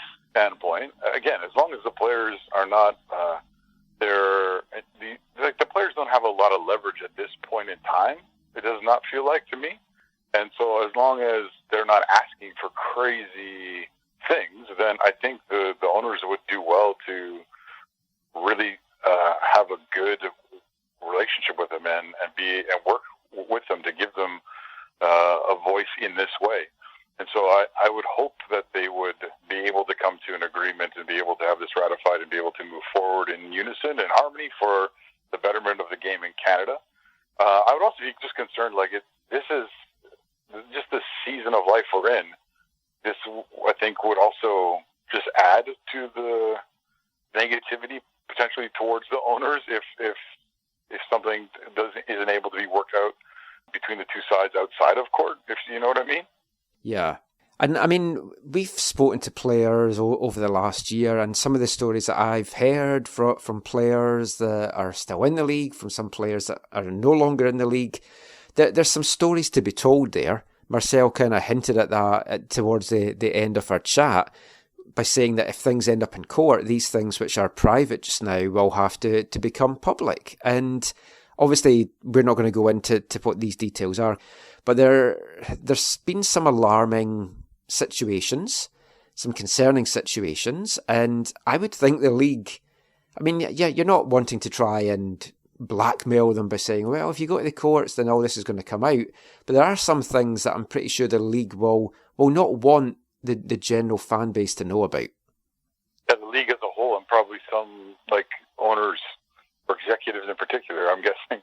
Yeah, you don't want to air your dirty laundry as much as possible, right? And that's why you want the two sides to come together to be able to move forward for the betterment of Canadian football. The league doesn't need, the league as a whole, for the development of football in Canada, we don't need black eyes. We need harmony. We need unison. We need people to, like we said at the beginning of this whole thing, we need people to put down some of their own personal desires to help the greater good of the game move forward in Canada. And so this is, I think, maybe one of the examples where there's going to need to be some give and take on both sides to help everyone move forward. Yeah, and I think it will happen. I just think the way that it's kind of played out this week. I mean, I've been concerned at some of the tones. We talked last week about the former executive of the CPL, Paul Byrne, about his tweet, and then he backtracked on that and took that down and apologised for the tone, as we talked about. But I mean, I thought the tone from Kurt Larson in the One Soccer hangout chat that they had was quite poor. Now, it came across to me that he was asking questions on behalf of the league. And I've no proof that was the case, but I mean, that's just how it felt. And it makes sense. He did used to work for the league. And I had a brief Twitter exchange with Oliver Platt about this, and he said, well, Kurt's just doing his job as a journalist to ask those tough questions. And yeah, he is. And I probably gave Marcel quite an easy ride in our chat there. I'll readily admit that. But it's all about, if you're going to ask those questions, it's the tone that you ask them. And it was a very aggressive tone, a very dismissive tone. It was like he was trying to provoke an argument, and I thought Paul Champ and Marcel De Jong did so well to keep their cool in that and just answer coolly, calmly, and just address the issues. And if anything, anyone watching that was on the fence fan-wise, I think will have been swayed over to, oh yeah, they're very reasonable. I'm not surprised that Marcel, some of his answers were shorter. I think we'll come up with a new thing, Michael. I think we need to have an AFTN jar, and anytime you mention that guy's name, it has to go into the jar, even if it's just to buy Steve chocolate. Yes. May he rest in peace. I actually got a message from a guy wanting to know where I had hidden Steve's body, but obviously I could not share that. As an aside, though, I had a tasty Indian meal this weekend. Anyway, moving on. Now, I mean, the thing with this as well is if people think, and I talked to Marcel about this, that it's all about money, it's all about salaries, and the union have made it clear that they're not looking for collective bargaining right away. They know the league is in its early stages. They've also addressed the fact that they don't want the league to wrap up, the league to end because of financial difficulties possibly caused by them. They've got no plans at all to query this 25% deferment. I mean, the players might not be happy about it, and especially the way that they found out about it, but they know it's something that is needed for the league and the teams just now. So that's not something that's on the table at all. They just want a voice. They want to be part of the discussion so that, as Marcel said there, they don't get an email on an Easter Monday morning saying, oh, you need to be on a conference call shortly, and then they're dropped this big bombshell news because people have to plan financially. They've got families, some of them. They've got responsibilities and commitments. And I mean, the union's also wanting to look after the physical health of the players, the mental health of the players, and also the financial health of them once they stop playing, retirement options, investment options, stuff like that. That is all for the greater good of the players in the game. And right now, it's for CPL players, but they are looking to expand that. They want it to be all paid Canadian players that play in Canada. So that's like CPL. Maybe, well, probably not MLS because it's governed elsewhere, but you've got like League One Ontario, you've got the Quebec League for players that might be paid there. If there's any players paid in the new BC League One, but also they're looking at national team, men and women, and as Marcel said, they've had chats with some of the women players just now, and he couldn't go into that, but I mean, it all looks positive. I mean, ideally, in the grand scheme of things, you would maybe have just a one North American union that covered all professional soccer in the continent of North America, but until that exists, these Canadian players need that, and they need a voice, and I just think it's good that it's going to encompass men, women, and just everyone that needs this.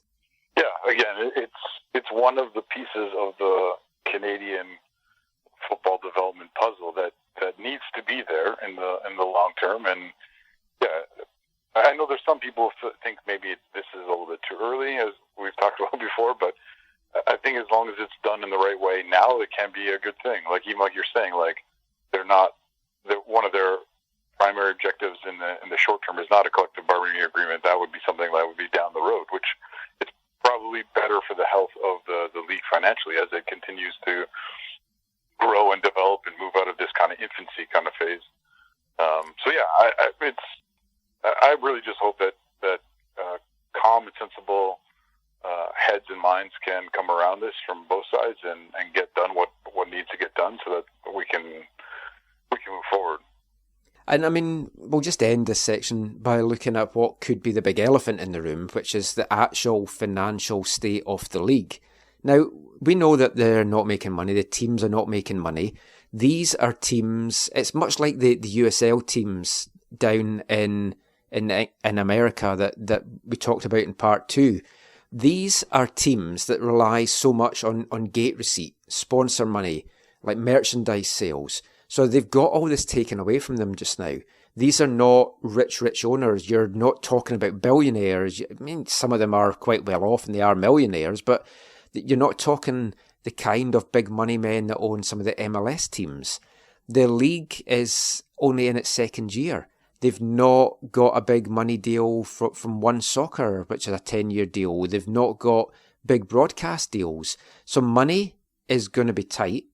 It's tough for any new business, whether it's a sporting business or not.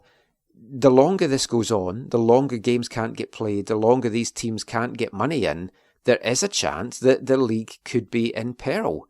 And you could have some of the owners thinking, look, if the players are going to start going on like this, it's not going to be worth our hassle, and they might walk away. Now, that might seem far-fetched, and it probably is, because they have invested a lot of time and a lot of money, but it isn't too unreasonable or a stretch to think this league could really struggle this year and next year, depending on what happens with getting fans back at matches.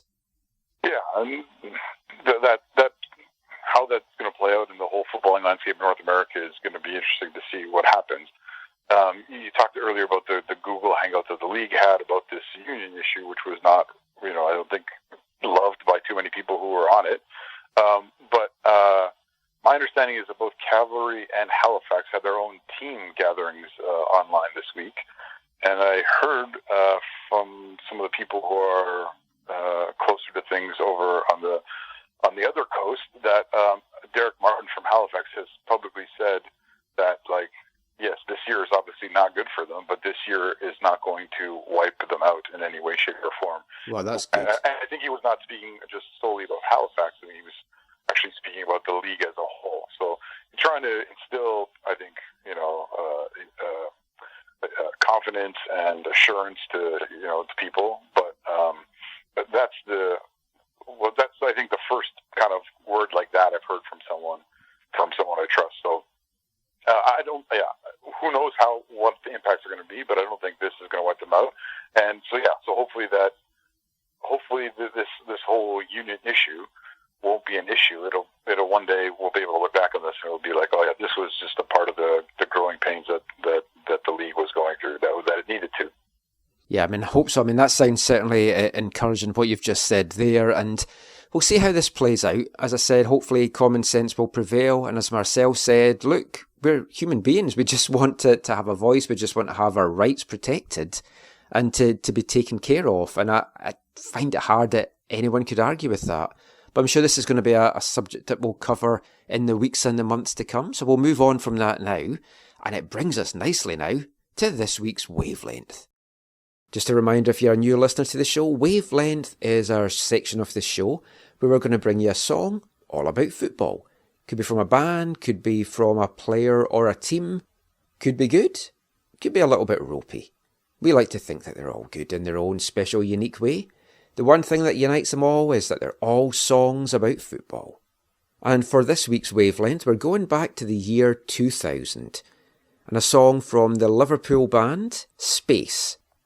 Now, I'm not sure how many of you have ever heard of the band Space. They were fairly big in the UK in the late 90s. From having a quick look, it didn't look like they had made too much of an impact over here in North America. Their most famous song was probably one called Female of the Species. They also had one called Me and You versus the World and Neighbourhood, all from their debut album Spiders in 1996. Now, they were set to release their third album in the year 2000 called Love You More Than Football. But the band were never happy with how it sounded and the production and everything like that, so the album was actually shelved and never came out in its own right, eventually being released in 2019 as part of the band's anthology box set. But the song that we're bringing you tonight is actually the title track from that album, I Love You More Than Football.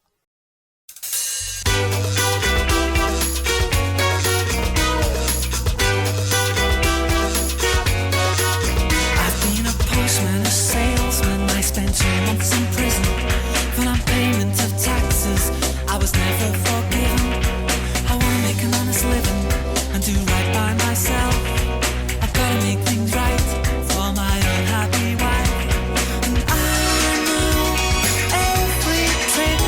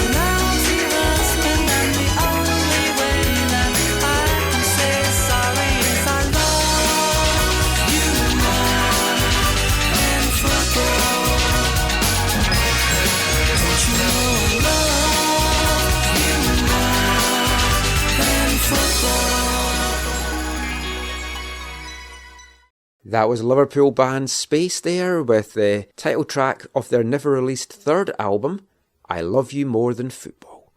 Certainly a phrase that if you were to utter that to your significant other would certainly get you in their good books. Whether you mean that, of course, is a whole other thing completely. Do I love my wife more than football? Let's just plead the fifth in that, because you might be listening to me record this show. Do you love your partner more than football? Let us know on Twitter at AFTN Canada, or let us know the other things that you love more than football. And we'll be back with the final part of this episode after this. Hey, it's Marco Bustos. You're listening to the AFTN Soccer Show.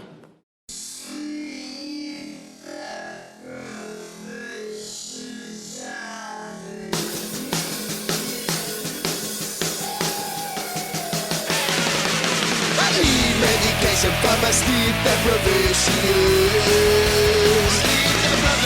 I need medication for my sleep deprivation. I need medication for my sleep deprivation. I need medication for my sleep deprivation.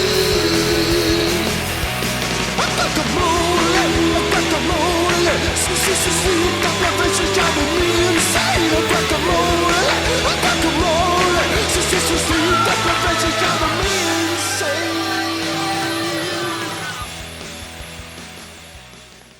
That was what I feel is the best band to ever come out of Wales, Super Furry Animals, a song called Guacamole. That was a B-side to their 1996 single, If You Don't Want Me to Destroy You, and can also be found on their Rarities and B-side album Outspaced. That's a song that it pops into my head so much over the years, and then once it gets in my head I just can't get it out. The reason it's always in my head is that we have a lot of guacamole, and it's like whenever we have guacamole, if we're outside at a restaurant, when you could go outside to a restaurant, and you got guacamole delivered, this song always pops in my head and I'll always find myself singing it. And we had some guacamole this week when we had some food delivered from a Mexican place on Tuesday, so since then that song has been in my head. So I thought I would play it to try and get it out of my head and into yours, but obviously I've just been playing it again, so now it's back in my head. I think it's also kind of fitting as well because it's talking about sleep deprivation, and I don't know about you guys, but my sleep patterns are all over the shop just now. Usually, if I have a spell of time at home where I haven't been working between shifts or whatever, my sleep pattern does go out the window a little bit. But now, yeah, it's just been crazy in these times. I'm going to bed late. I'm waking up still early at times. I'm having lots of afternoon naps. It's just, yeah, sleep deprivation certainly driving me and I'm sure a few others insane. I think at this time something that is important is just to kind of have a little bit of normality in your life. That's what we always talk about in this show. That's why we're keeping doing this show and bringing you football things to talk about. One of the things which we've decided to do is, partly it helps us know what day of the week it is, but we've set ourselves a fun little kind of food menu that we're trying to stick to as much as possible. I love alliteration, so we've gone with Meatless Mondays, Tortilla Tuesdays, hence the guacamole, Wings Wednesday, which is basically us just eating something that involves a protein that has wings. Tomato Thursday, open up the fun pasta or pizza option, which with me loving pizza so much has so far just been pizza. Fish Friday, self-explanatory that one. And Skip the Dishes Saturday and Sunday. Not necessarily ordering from Skip the Dishes, but we're going to get some kind of takeout food, meaning that we're going to skip the dishes, order way too much, have it for leftovers the next day. What can go wrong with that, apart from having too much salt and sugar in your diet? Or as I like to call it, being Scottish. But like I said, that's kind of our new normal. And I think something else that is going to be the new normal for the coming months going into next year already is, and that's face masks.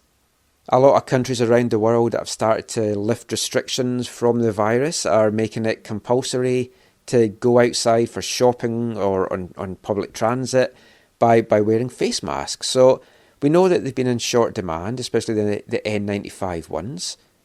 A lot of people have been following tutorials online to make some of their own at home, My wife did one and it's actually turned out really great, using a coffee filter in it as to help with the breathing and the protection aspect. And she made one and it turned out fantastic. And I'm sure most of you listening to this show will have seen the Whitecaps initiative this week with Vancouver Aquarium, producing a range of 4 different face masks to try and fundraise some money for the threatened local landmark. It's an institution, it's a much beloved institution in Vancouver. I know a lot of people are not fans of things like aquariums and zoos. I've always loved Vancouver Aquarium. When I made my first visit to Vancouver in 2001, that was one of the first things I did, is I had a trip to Stanley Park and the aquarium. One of the first places I went to, what was to prove to be my wife to be Caitlin. So it holds a special place in our heart. When I moved here in 2007, we were members for a number of years. Went through a spell of going on Christmas Day as well, as kind of like a little tradition that we had introduced. But it was just getting busier and busier on Christmas Day, so we kind of stopped doing that. But it's always a fun place to go. Very much under threat at the moment. They've revealed that to really keep afloat and to kind of stave off bankruptcy, they need to raise about $1 million a month. Whitecap CEO Mark Panis had read about that. The aquarium is something that he knows how important it is to the city of Vancouver. So he got together with the Whitecaps and the aquarium to come up with a range of face masks, ranging from $17.99 for the kids sizes to $19.99 for the adult sizes. As I mentioned, it comes in 4 different designs and you can get it on the Van Aqua shop. Head along to the aquarium's website and check that out. I know a lot of you already have done that. The website has crashed a couple of times over the weekend. The demand has been massive. It was announced at 7 a.m. on Friday morning. By 10 a.m, nearly 3,000 masks had been sold. And at the time of recording this section for the show, I think we're approaching the 50,000 mark. So it's been a tremendous effort by the Whitecaps, by the aquarium, and all you people out there that is supporting the initiative. So I just want to play you a little bit from a conference call that I attended on Friday morning, just talking about this initiative. Mark Panis on the call explaining how the Whitecaps came up with it. You're also going to hear from Lasse Gustavsson, the CEO and president of Oceanwise, who run the aquarium here in Vancouver. So I'll play a little bit of chat from that call with some questions from myself and TSN's Corey Basso, and then we'll be back with Zach after it just to chat a little bit more about it.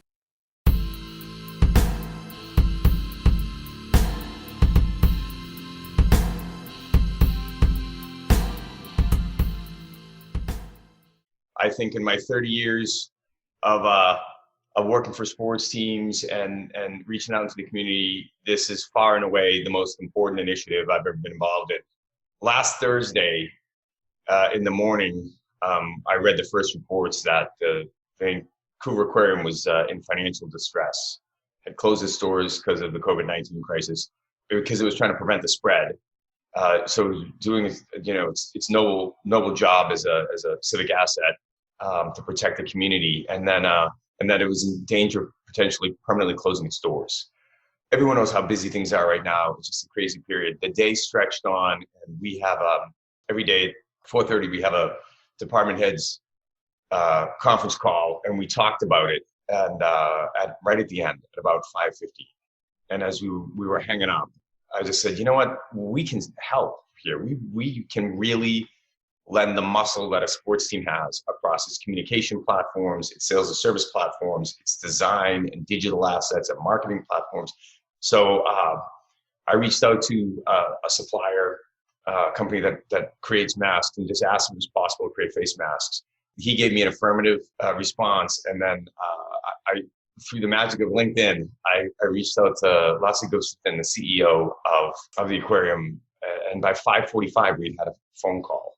The next morning at 11:30 we had a call where we had assembled our 2 respective teams to form a working group, and here we are a week later. We've already sold it, just with word leaking out this morning. We've already sold almost 2,500 masks, and all the net proceeds from the masks go to support the aquarium on its noble mission. I mean, I'm a kid at heart, right? And I think we all are to some degree. And every kid loves the aquarium, and we need to embrace it and the noble work it does. So I'm only here to say we're supporting. This is about the aquarium. So please, if you could welcome Lasse. I'm a kid at heart. I'm also a soccer supporter. Normally, I would support my old club back in Sweden, but today I'm a Whitecaps fan for sure. The aquarium has been open since 1956, 365 days a year. Not anymore. On the 17th of March, we closed the doors to prevent the spread of COVID-19. Obviously, the right thing to do from a health point of view. But by doing that, we lost 85% of our revenue. And unlike many other cultural institutions, we can't just switch off the light, lock the doors, and go home. In the aquarium, of course, we have animals. We have 70,000 animals. Otters, penguins, sea lions, fur seals, tons of different fish. They all need good care. We are providing world-class animal care in the aquarium. It comes at a price. We've been cut all costs that we could possibly cut in the last couple of weeks, including, unfortunately, laying off temporarily more than 60% of our staff. We do not compromise on animal welfare, but the price tag is more than $1 million a month. So it's devastating to think about Vancouver without an aquarium. It's almost not possible to think about Vancouver without an aquarium. It's such an icon. And I'm saying that as a new Vancouverite. I've been here only 14 months. When I was living in Europe, I knew Vancouver Aquarium. It's got world-class reputation as one of the best aquariums in the world, one of the most loved aquariums in the world. And we know that because the support's been massive since we went out with our situation. The best phone call I've had this week was from Mark when he reached out and said, you know, Whitecaps, we would like to help. It's such an awesome thing to do. Here's a sports club not playing soccer. And they're thinking about the aquarium? How good is that? It's really awesome. We're so grateful for the support we have from the Whitecaps team and from the public at large. We have supporters from more than 30 countries reaching out, but this is the most creative initiative so far. Now we're just hoping that everybody will buy masks. Many benefits for buying the mask. Of course, you can protect yourself. You can also keep the N95 masks for the frontline workers. That's additional value. And on top of that, you can help save the aquarium. So go buy masks, 1, 5, 100, depending on who you are. Every dollar matters now. It's weird months away from bankruptcy, and we need $1 million at least a month. And this initiative is awesome, and you can do a lot of things to help us. Thank you. Bit of a double question for you guys. Obviously, Mark, coming to Vancouver now and seeing what kind of the different things about the city are. Obviously, the Vancouver Aquarium, along with Science World, are probably two of those kind of attractions that Vancouver is well known for, probably even heritage sites at this point. Just talk about the relationship that you guys have now built with the aquarium, and is there any plans to reach out to any other Vancouver kind of companies / attractions / places for similar types of things? And the same for you, Mr. Gustavsson. Now that you've seen the Whitecaps reach out, and you know that these kinds of things are possibilities, not only to keep yourself afloat, but to keep everybody safe and to bring the community together. Do you guys have any plans in the works as well to possibly branch out and have any other partnerships like this? You know, the amount of work we've done in a week as a combined entity, this work group, has been so intensive. We're really just focused here on getting this initiative right. Our full attention and focus right now is on helping save the aquarium. It's such an important initiative.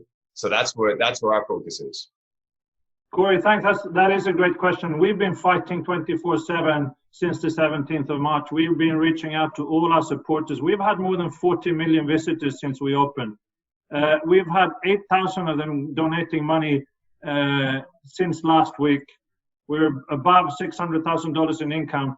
This is a super creative initiative from the Whitecaps, and as I said, we're grateful. Obviously, that makes us think who else could help. But right now, we're focusing on getting those masks out to as many people as possible.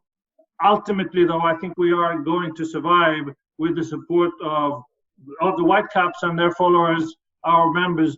But also, we do expect, and I'm optimistic that we will receive some support from the governments, both provincial and federal, because as much as this is very, very valuable, $1 million a month is a big price tag, and who knows how long this will continue.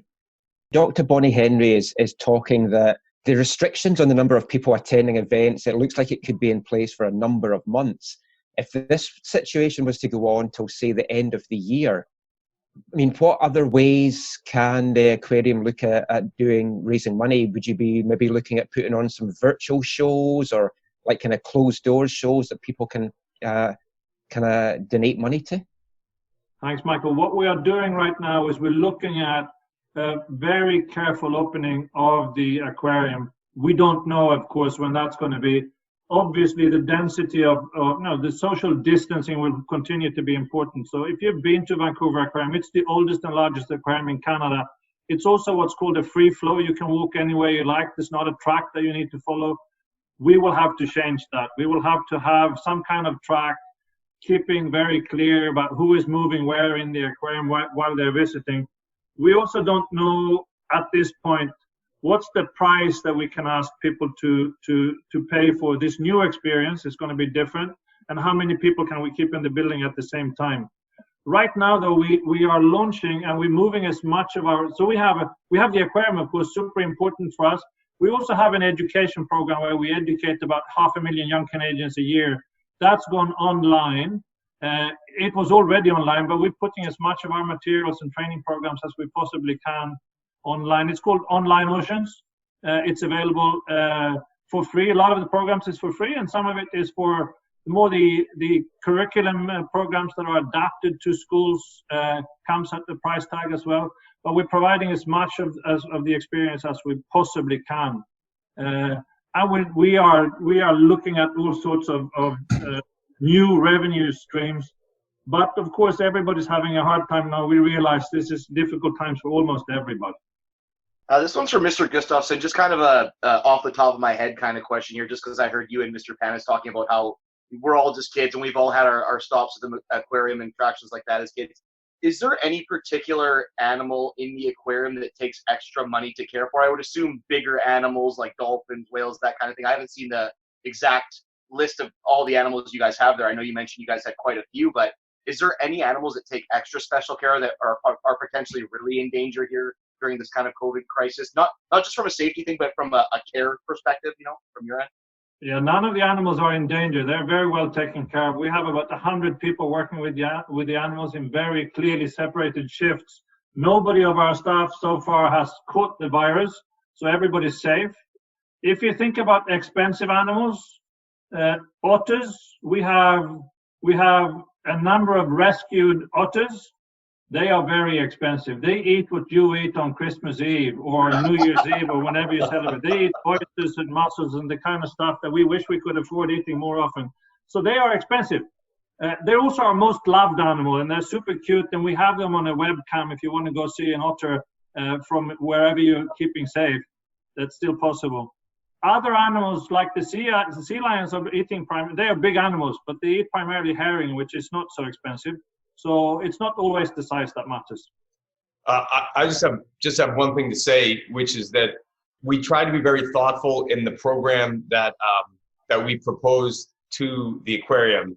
We have, you can imagine, as a professional sports team, we have a fairly very sophisticated medical apparatus, chief medical officer. We have outside consultants, we have an infectious disease consultant, for example. And a number of others regarding orthopedics and so forth. So we consulted very closely with our group, and what became clear to us was masks were going to be something that were going to be part of the new normal for a considerable amount of time. So our proposing this to the aquarium was we were trying to provide something that would deliver an ongoing revenue stream to the aquarium. And so, I know this is a story today, and really we can fade into the background on this. This is about saving the aquarium, but let's keep the aquarium top of mind if we can. It's so important in the city of Vancouver.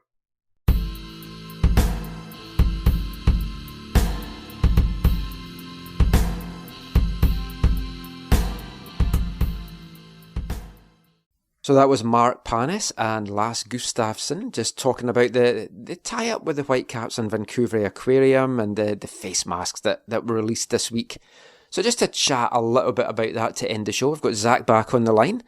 And, we've criticised the Whitecaps a lot over the years for maybe not getting involved in the community. Some cynics might say, well, why are they getting involved in a fundraising thing? But as Mark talked about there, they just wanted to bring this to the attention, and then the Whitecaps are looking to take a back seat in all of this. It's just, Mark had this idea. He's triggered everything. He's got everything in motion.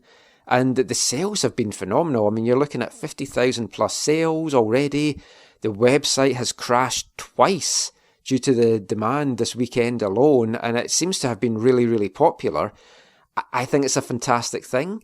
As I said, as I introduced this section, I know some people, they don't like aquariums, they don't like zoos, animals in captivity, but it is a beloved institution, a beloved landmark of Vancouver.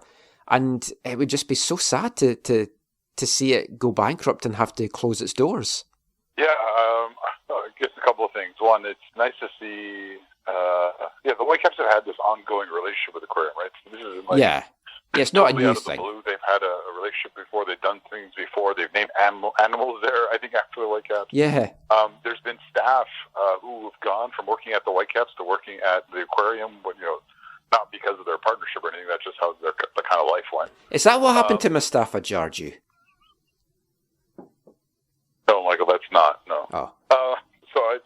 It's nice to see them continue a kind of like a partnership, a relationship, a connection they've had in the past, and to see, Panis, I guess, breathing new life into that in his leadership role.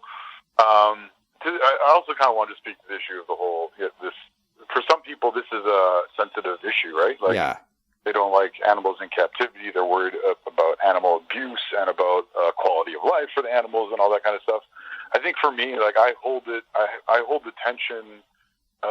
There's a tension for me between that, worrying about the actual well-being of these creatures, right, and the quality of life they have, and any potential things that could, cause problems for that or whatever. But on the other hand, places like the aquarium and even the Greater Vancouver Zoo and good zoos in general, they're about conservation, and they are about helping, doing a lot of things like rescue. I know the aquarium has done a bunch of rescue stuff. I know the zoo in Aldergrove does a whole bunch of rescue stuff. I know people who have worked there and stuff, and I've asked them lots of questions about this and quality of life and what does this all look like and how does this all play out. So for me, there's a tension between those two things, right? There are some animals that just need to be rescued. There are some animals that zoos around the world have helped save from extinction and all that kind of stuff, right? So there's that kind of positive element on one side, and then there's a legitimate concern on the other hand of are these animals actually being treated well? So I understand how people might want to fall on one side or the other of that, but I kind of hold that tension in kind of both hands and see that there are potential pitfalls here. So there's probably hopefully good regulation around some of these things, and there is actually a purpose that these kind of places serve. So I personally appreciate zoos and things like the aquarium, and I choose to see them in a good light. And the reading I've done on them and that kind of stuff, I've been impressed with the aquarium. Our family's had membership there for a year not that long ago, and visited there and all that kind of stuff. So I hope that they can get saved. I know that their whole setup got changed years ago, right, when they weren't kind of allowed to have whatever orca whales or whatever kind of thing. They changed their whole setup.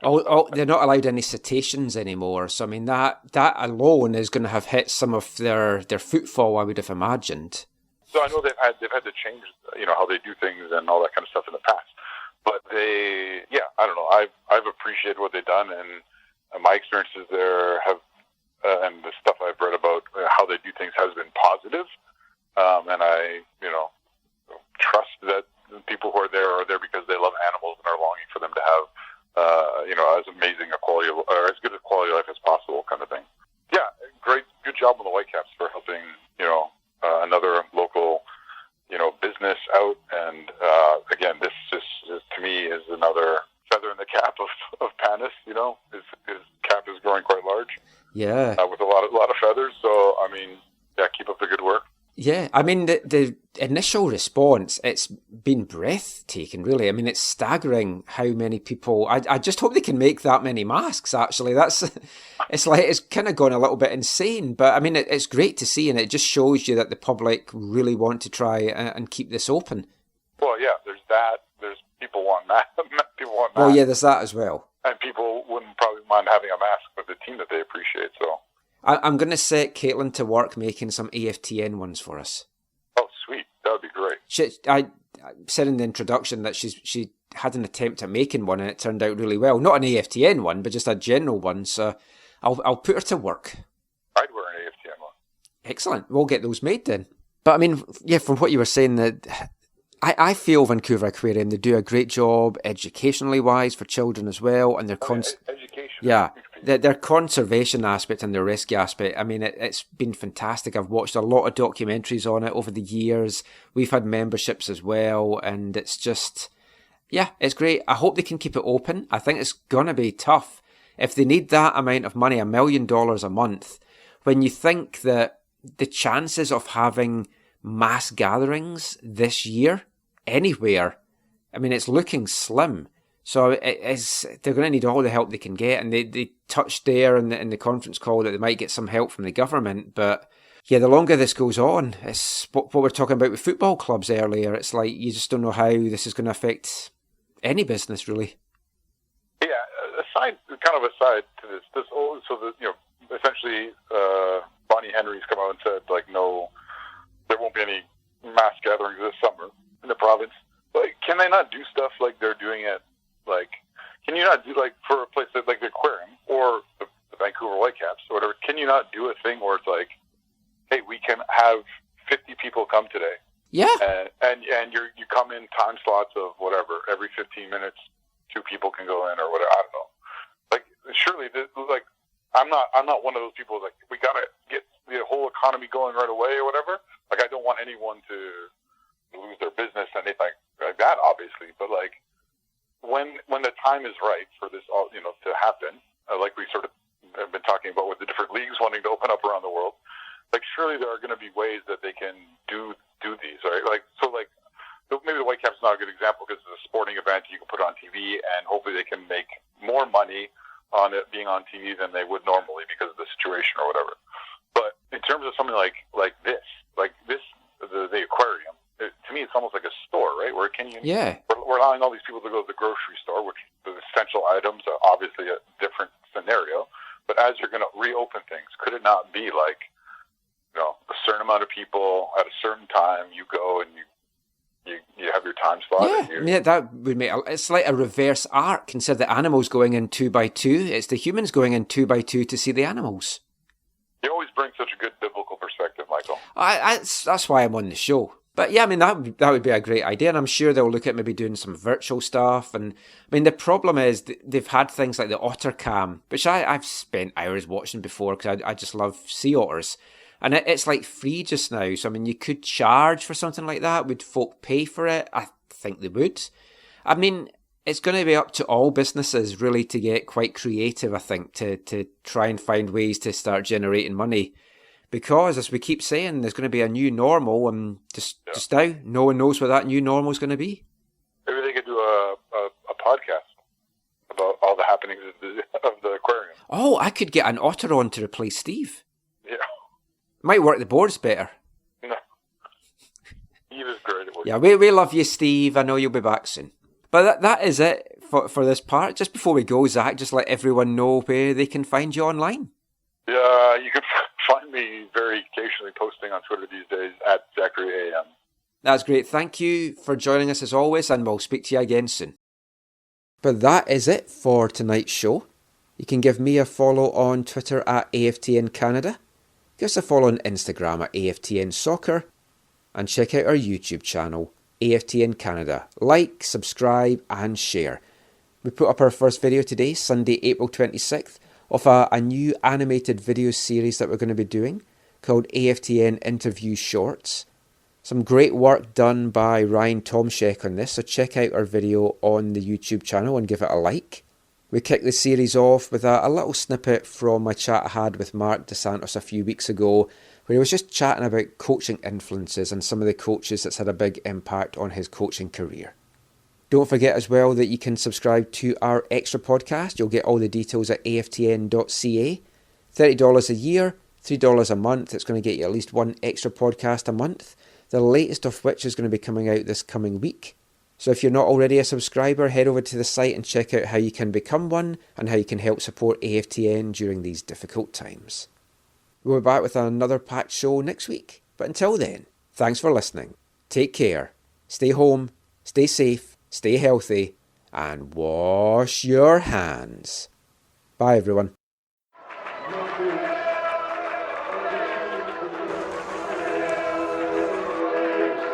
Going to your first match is an experience you never forget.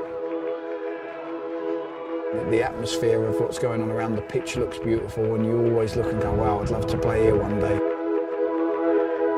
If you get the bug, it's going to stay with you for life.